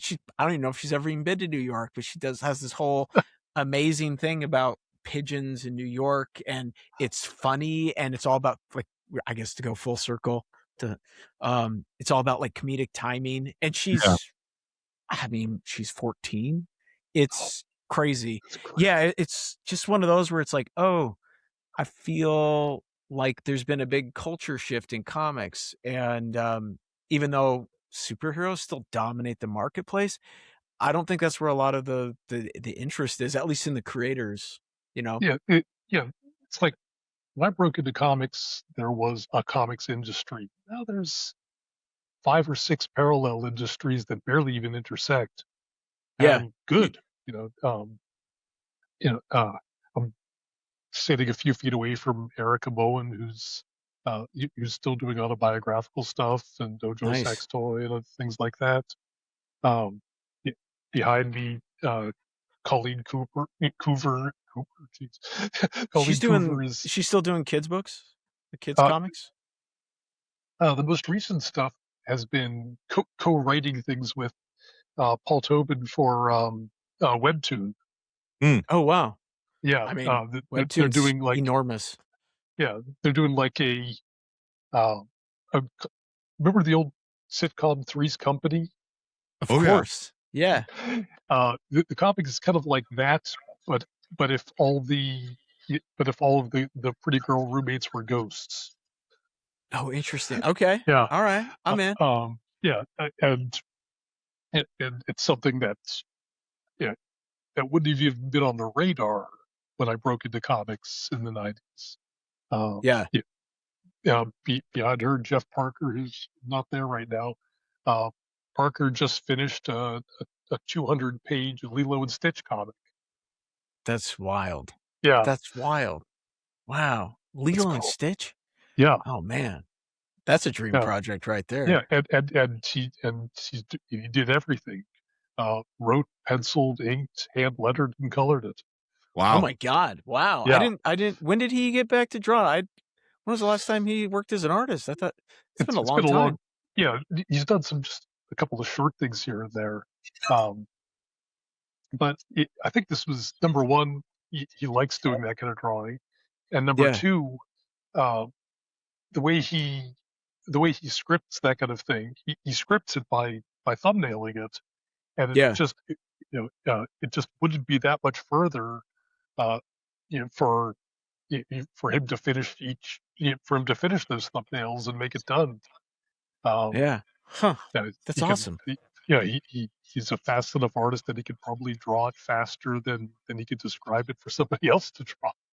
That, Right. and it's also like, it's just great content. That would be a bucket list type project. Oh yeah, I'd probably be the only time I could get my wife, who's from Hawaii, to actually be interested in what I'm making. That's cool. That's really cool. And then we come to you. You're busy. You're the face of the project I'm working on, essentially, Yes, you right? are. Yeah. Yeah. I'm enjoying that tremendously, and I'm just trying to play counterpoint to whatever you're doing on the covers. I Um, I it, I have vastly enjoyed the process of like, hey, here's all of my layouts that everyone said no to. And here's the art. Come up with something cool. uh, uh, it's fun. Like Showdown is a lot closer to what people used to hire me for, the crime stuff. It's Yeah. crime and thriller and naturalistic real world stuff. So it's a pleasure to get to flex those muscles again. Um, I got it right here. oh, there we go. Nice. Yeah, Look there at it that. is. There it is. There it is in the Um, wild. yeah, I had to get the Tad cover though, Steve. I'm sorry. I yeah, I'd like a copy of the Tad cover. I need. Yeah. I can. I got all of them right there on the shelf. I Oh, can that's hook you up. Yeah. I'll swap you. Yeah. But it's just been a pleasure to try to find an unexpected different way to approach this to approach selling what's in that story, and I'm trying to generally match what I'm doing to what's in the issue. Yeah, there's another lot bigger, much more successful comic podcast, I believe, that went viral last week or 2 weeks ago for this very discussion about their argument. I think it was it. I can't remember if it was Jim Mahfood or somebody, anyways, or Eric Conte was saying how he's just really tired of all of the covers feeling like pinups and that they need to embody something in the story. And like, I fully agree. I think it was cover 3 you did where the Trish, she's being used as the cigarette that's being put out by the mother's hand, which is just like the symbolism and the complexity. I mean, like when I saw that, I was like, fuck, I should have thought of that. That's such a good idea. I was like, God damn it. The symbolism. So good. And I went to that because I saw in your pages there were some really nice shots of mom being the worst mom in the world and just I had to do something. Smoking. We had these conversations and she's smoking, and at some point Dave will just throw in there like, oh yeah, the cigarette gets put out, and I'm like, all right, well, like we can form something in there where she's just like she's putting that out while also like saying something horrible to her daughter, you know. In the movie Reds years ago, there's a great line where Jack Nicholson is playing a playwright, and he's really, really angry at Diane Keaton, and he says, would you please do me a favor and not mash out your cigarette in the middle of a monologue about birth? Yeah. Dude, that's heavy. That's so good. Well, that is a good line for the cover that you did. Like that is I was thinking about it the whole time I was drawing that. Yeah. Oh man, yeah. Like that is probably like I said, yeah. I was actually jealous. I was like, God, shit, it's so good. I probably even wrote Dave and Jamie about it too. Like, oh man, that's such a good layout. Fuck. I think I might have. I think one of my rejected ones for issue 2 might wind up being the cover for issue 5. Depends on what's in there. But they said that they liked the idea, but it wasn't right for that issue. So we'll see if I get to bring it back. But it'll be I had a hard time. I mean, it hasn't been, I guess, solicited yet, but issue 5 was probably the hardest for me to lay out because, well, one, my wife was literally going into brain surgery in like a week. So I was like, well, let's get this done before we're just like not able to function. But also I was like, what do I do? Like I was just like mentally completely devoid of good ideas, but I think I came up with something all right. Like it worked.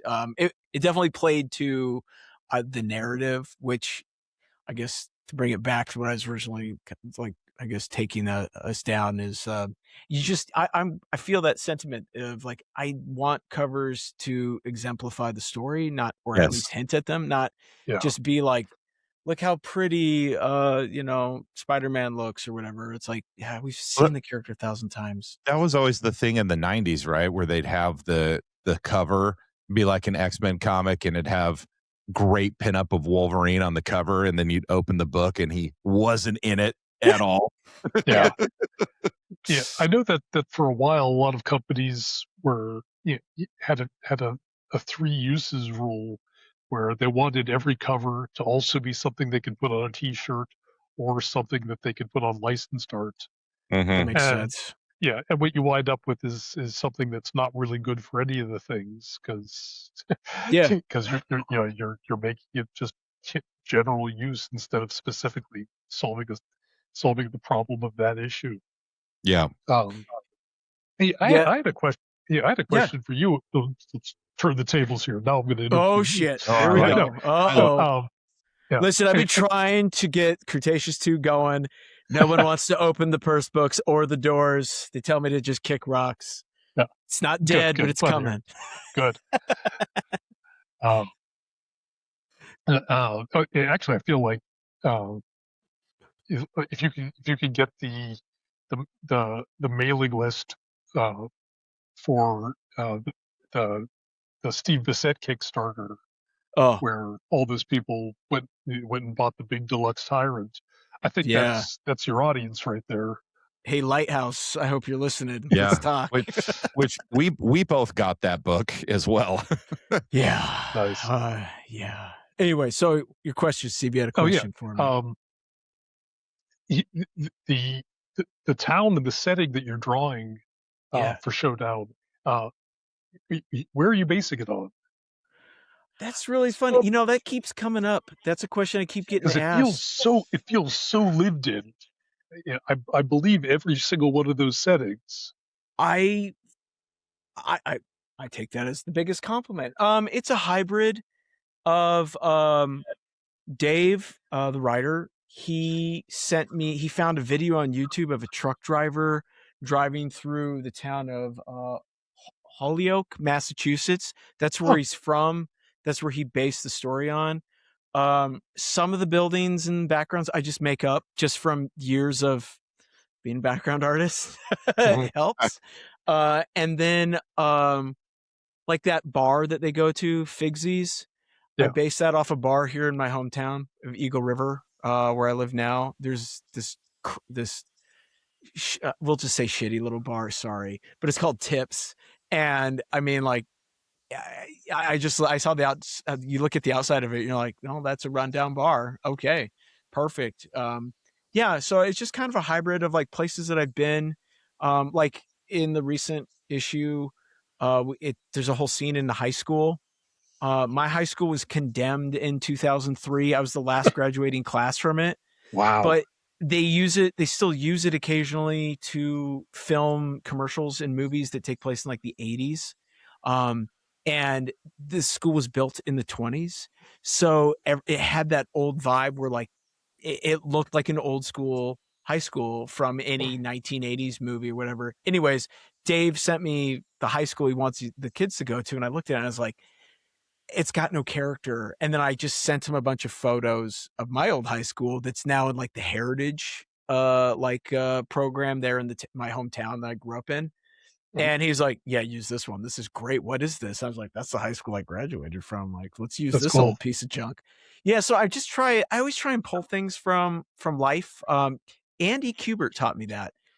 He was like, because I remember I had to draw something for like an assignment, and I was like, I don't know how to approach this. He's like, just do what I do. Just find stuff in your town, or like where, like if you're going to the beach, you got to draw some water, snap a couple photos, just pull from life for like memories. So I try and do that. Even like the characters in the book, um, like there's this character, I think he pops up in issue 2, named Big Tim, Mhm. and you think he's a really nice guy, but he's this big like ex-football player guy.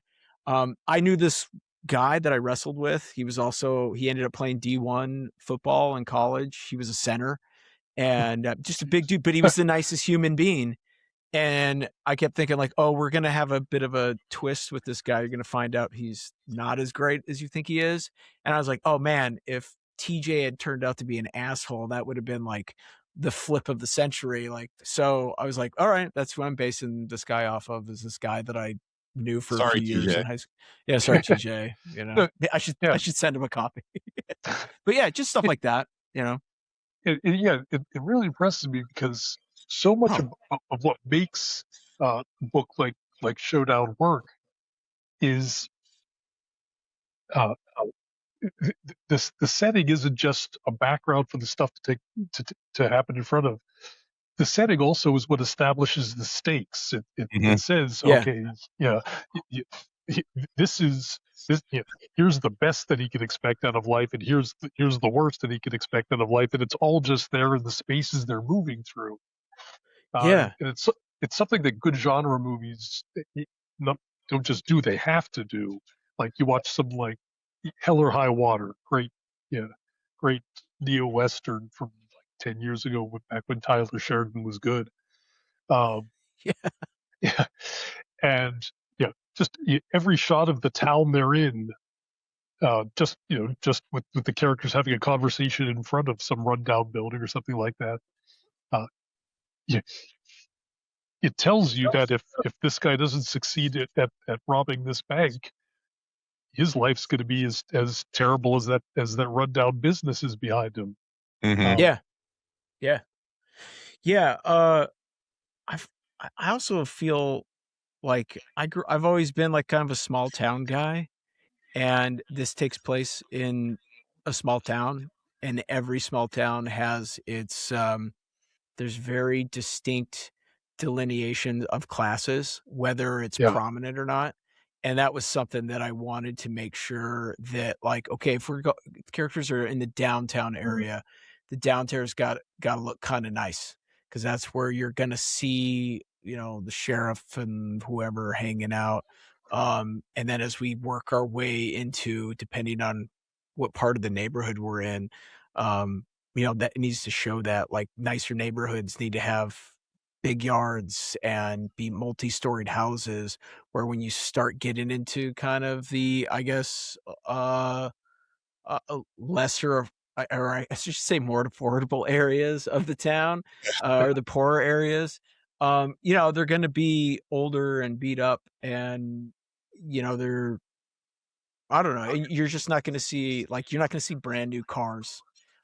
Like I just did there's like a scene that we have in the latest issue that I'm finishing up right now, where it's like a kegger, right? Like kind of like when I was in high school, it was like they had keggers down by like the Of course. river, Oh, that yeah. kind of stuff. Yeah, Brian knows, he's a Washington kid. He knows I'm what a Washington small town kid. Yeah, I know. yeah, river parties, man. And I made sure, like, okay, I'm gonna have the truck that's got the big lift kit that it's from 1995, but it's got 10 grand invested into it. I'm going to have also a car that's like a brand new sedan that probably somebody's girlfriend drove, right? That her dad bought her.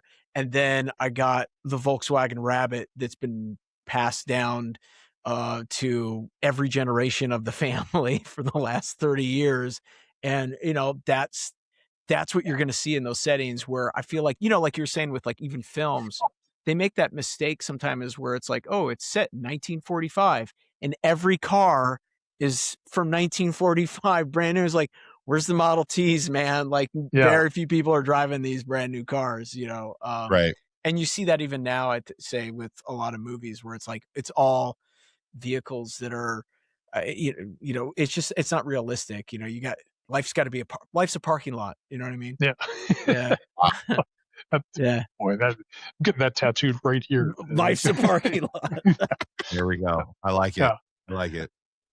Yeah. All right. Well, we are. Oh, go ahead. Sorry, Steve. No, I was just gonna continue on that.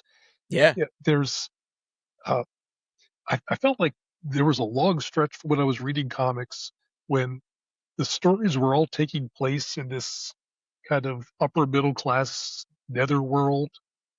Yeah. The only thing that differentiated one setting from another was a sign that told you what the setting was. Yeah. I feel like that you could say that about like late 90s television and movies. It was all this like weird, I want to say almost like upper middle class kind of, Mhm. like suburbia. And maybe it's just because the economy was so much better. That's what people like. This was the average American's expectations, were like, now I think it's a little bit more all over the place, and we're just more knowledgeable in diversity and things like that. But yeah, that's a really good point. Especially in comics. Yeah.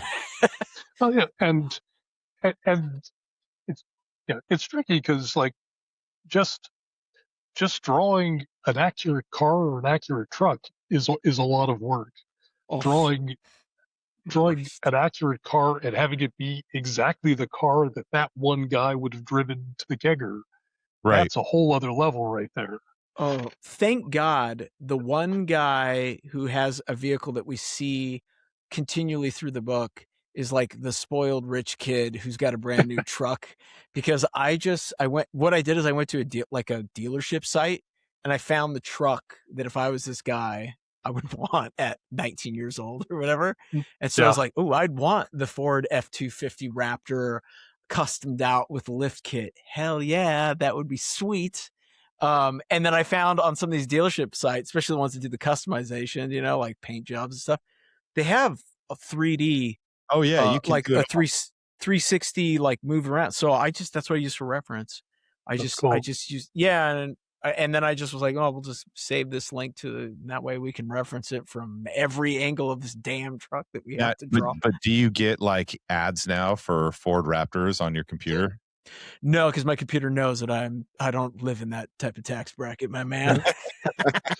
So with there's a story that I'm working on with some writers that I know. Oh, And we did. I just did wait, 14 pages. is this a It's new BTR material. exclusive here? Is this a BTR exclusive here? Well, it's not really news because we haven't sold it yet. Oh, Yeah. So it's still a pitch that agents are taking around from one place to another. But it's a period crime story set in the early 1950s. whoa. Love it And already. yeah, and the characters are driving around in a 48 Woody, you know, one of those wood-sided Yeah. wagons. Oh yeah. Yeah. And yeah, I was laying out my pages using a 3D model that I had of it. And Parker looked over my shoulder and said, "That 3D model's kind of fucked up." But but he knows that there's a place like 2 miles from here where they work on classic cars, and he said, "I'm Oh, pretty cool. sure they have one of these in their repair bay right now. Let's drive over there and go take some photos." That's awesome. Yeah. Very cool. Dude, one of my dad's best friends had a Woody, and when he Wow. passed away in 04, we went down and visited them afterward, just 'cause, you know, just like touch base because we hadn't seen him in forever. And that's what we drove around in, was this like 1950s, is that when they're from? Yeah, if late Yeah. 40s. Yeah, Yeah. fully restored Woody, had the wood paneling and everything. I mean, it drove like shit, but man, it was cool. Yeah. Who Yeah. cares? The best No one. power steering, wasn't a thing. I think Yeah. it was still, I think it even had, was it 3 on a tree? Is that what they used to call it? Yep. 3 on a Yep. tree? Yeah, it was, yeah, man, it was cool. That's Awesome. awesome. Yeah, I'm working with another background assistant here. This was with Tom Rogers, who also helped me yeah. out on Jimmy Olsen and Metamorpho and stuff. You just Nice. put up a page here. Let's see. Oh, wow, that's Yeah, yeah. that's great, Very man. cool. Yeah. Yeah. The comic, I'll let you look at a page or two. Because we're Whoa. insane. Yeah. You know how Watchmen is on a 9 grid, a 3x3 grid. We're Yeah. doing this on a 25 grid. Do you hate yourself? Is this what you're why? Honestly, I think For the pacing? the idea, yeah, the idea on the writer's part was everybody involved in this is in their 50s. We've all had our achievements. We've all solved all the big basic problems of how we do things. If we're going to keep growing, we're going to have to force ourselves to switch things up. So let's take a few tools out of the tool chest and see what we can do with what's left. Wow. See, I think that's admirable. I feel like you get to a point where you can take 2 roads, right? You can be like, well, what am I good at? This is what I know. I'm going to stick with this. Or it's like you can do the, shit. All right. Well, this is going to be challenging. It's going to be really hard. It's going to make me want to cry, but I'm going to do it. Yeah. The most interesting thing that I found with working on these, 20, 25 panels per page, Yeah. is like I was talking about with humor, it forced me to simplify even more and to really design the characters so that they're clearly identifiable. Like, even if I was to draw them as icons, just as a few simple features, because because you have to be able to tell who they are, even if the panel is this big. Yeah. Yeah. Um, Wow. and That's just as far as how the storytelling goes, visually it's a very TV-ish sort of thing.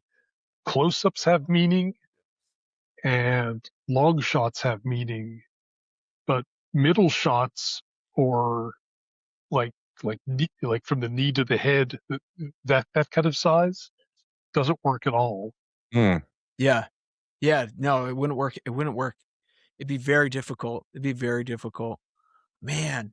Yeah, I commend you, man. That is I'm just kind of like running over like how I would do that. Like if I was trying to do that for Showdown, and I think it would break me, if I'm being honest. I think it would break me. it's I get a big part of it is that I don't want to keep solving the same problems that I've solved for the past 10 years, or I want Yeah. to make sure I'm doing something different, Yeah. even if it doesn't hit as good of a market. It's going to be better for me in the long run, just because you got to keep trying different stuff. Yeah. It's that Joe Kubert again, to go full circle, double back. Like you gotta continue learning, lifelong learner. You know what I mean? You gotta be a lifelong learner to make it in this industry. Most inspirational thing that I had when I was at the school was the evening life drawing sessions that he wasn't running them. He would just show up for them, and Oh, whoa. watching 70-year-old Joe just Mhm. sit himself down in front of the model, drawing on the cheapest, shittiest paper imaginable, So crazy. just because he wants to see what a model can teach him. Wow.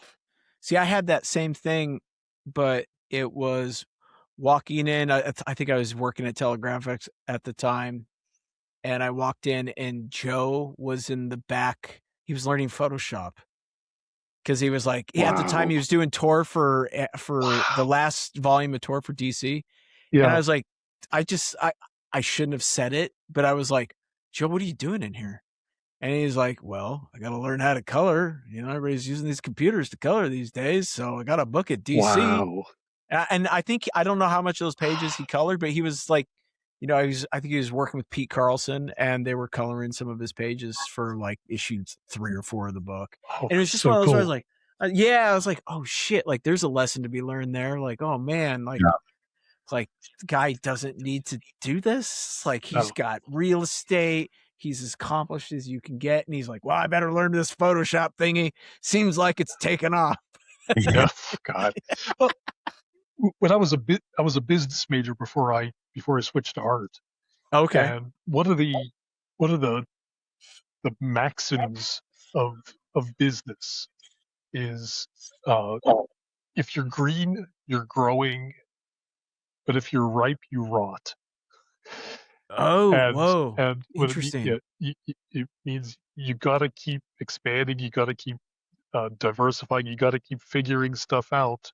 Otherwise, you lose what you've already gained. Yeah. Oh man, that is a great expression. That is Yeah, a it great really is. expression. That might have to be the title of the episode. If you green, I you like grow. it. If you ripe, you rot. I love that. All right. I do know Bry's on a bit of a time crunch, and Unfortunately, so we'll wrap it up with, we've got a, I don't know if you remember, we have a few questions. These might have been after we had you on the show, but we got a couple questions that we hit our guests with before they just one are let loose. Well, yeah, true.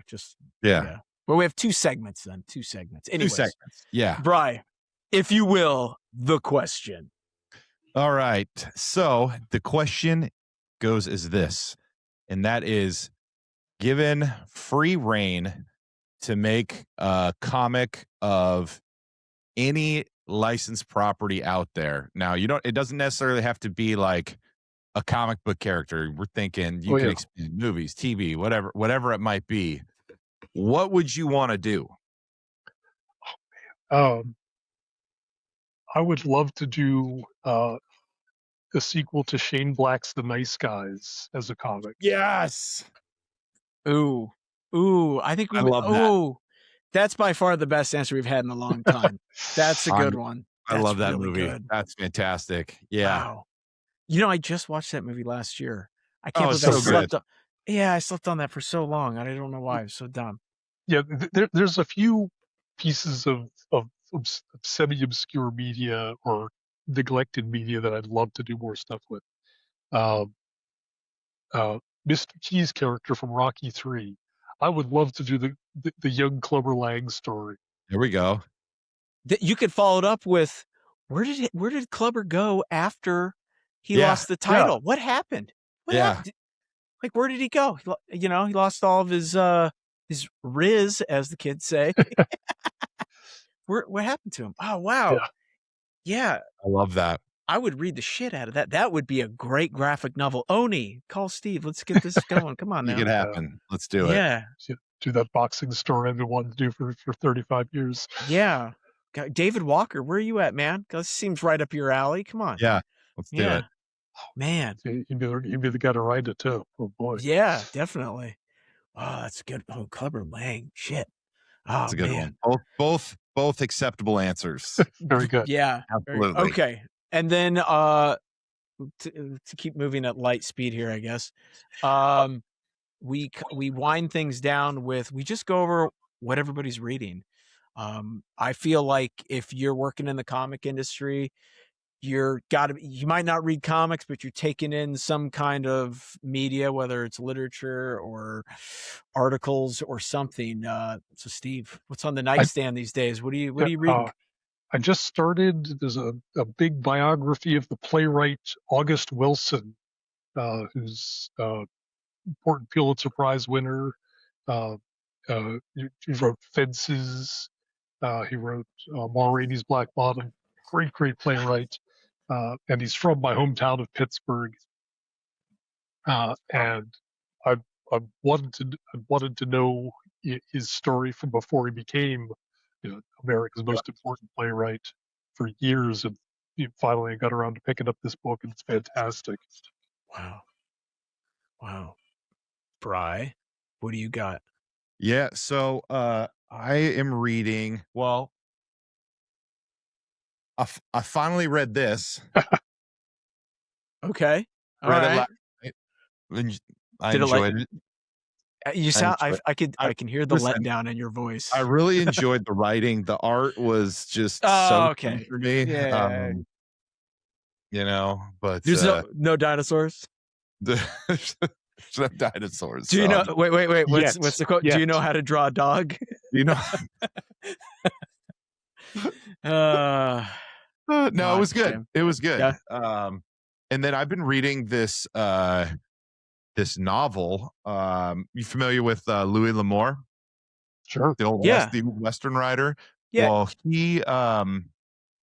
he had like a book treatment. He's dead now. He had a book treatment, and his son Beau L'Amour finished it, and it's called Sky Ring Water. And so I've been reading that. So this is it's like a Cold War era thriller set in the 50s. It follows it's like a former Navy diver from World War II, and they are looking for lost Nazi gold being chased by Nazi remnants.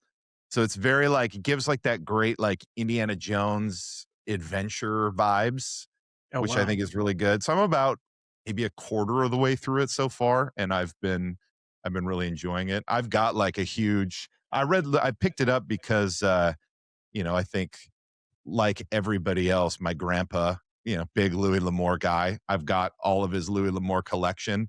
So I was like, I'm going to read this, and it's good. I've enjoyed it. Okay. How about you? Well, even though I once years ago said that I would never do audiobooks, Werner Herzog has sucked me in with his hypnotic voice. I am listening to The Twilight World, which is about a Japanese soldier who is left on an island in the Philippines, and they didn't get him out of there until I want to say the 80s.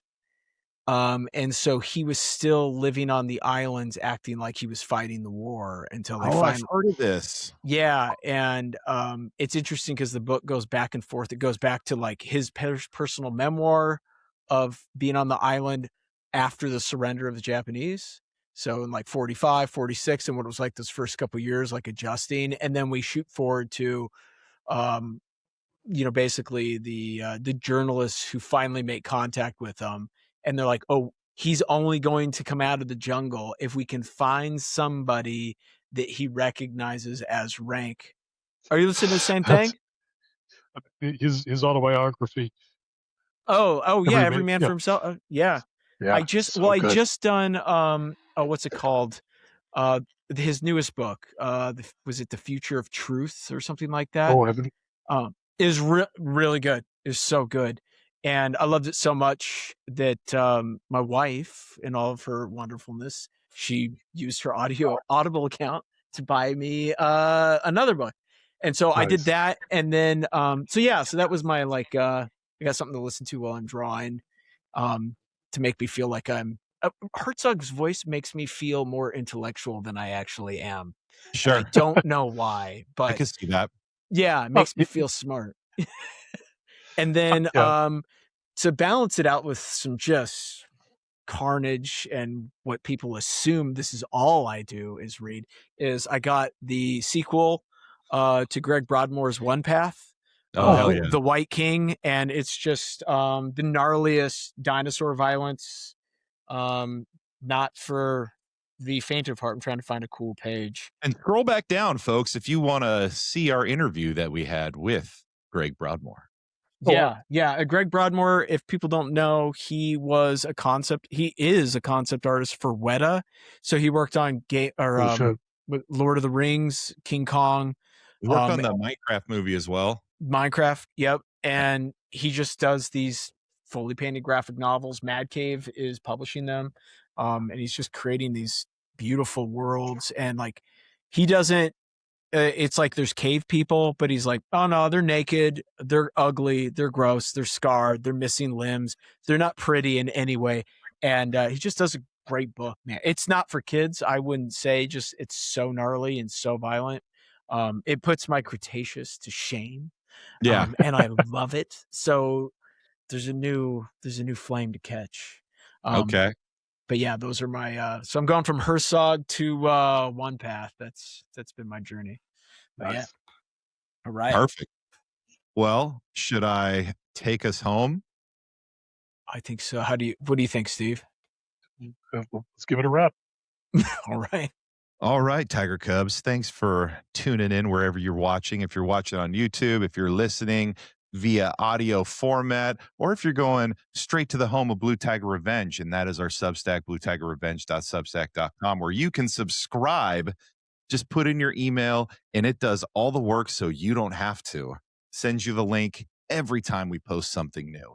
So go ahead and go on there. Sign yourself up, sign your friends, your family, hell, sign your enemies up. Let's get everybody signed up. Everyone. More tiger milk, stronger bones, healthier people. Let's make it happen. Steve, thank you so much for coming on today. Oh, it's a pleasure. Will you let the folks know, the Tiger Cubs know, where to find you and where and when they can pick up the deluxe edition of Superior Foes of Spiderman? It's out in stores right now. It's a compact trade paperback. You can get it pretty much at any comic shop anywhere, or if your local comic shop is evil and does not have it in stock right now, you can get it from the Helioscope Etsy shop. If you put Helioscope and Etsy into Google, you'll find it. And as for where to find me, I'm most active on Blue Sky at Steve Lieber Art. Cool. And then are you still doing portfolio reviews there in town? Yep. On the first Friday of every month, I'll be at Books with Pictures, 4 to 6 p.m. Nice. There we go. Excellent. Well, thanks again for coming on. That is all I have, Tad. Do you have anything else? Just go and order Showdown. That's it. There we go. There it is. Help a brother out. Give me some of that back end. Come on, guys. All right, let's do it. Other than that, I'm all out of milk. All right. Well, if that is the case, what time is it? Hit the music.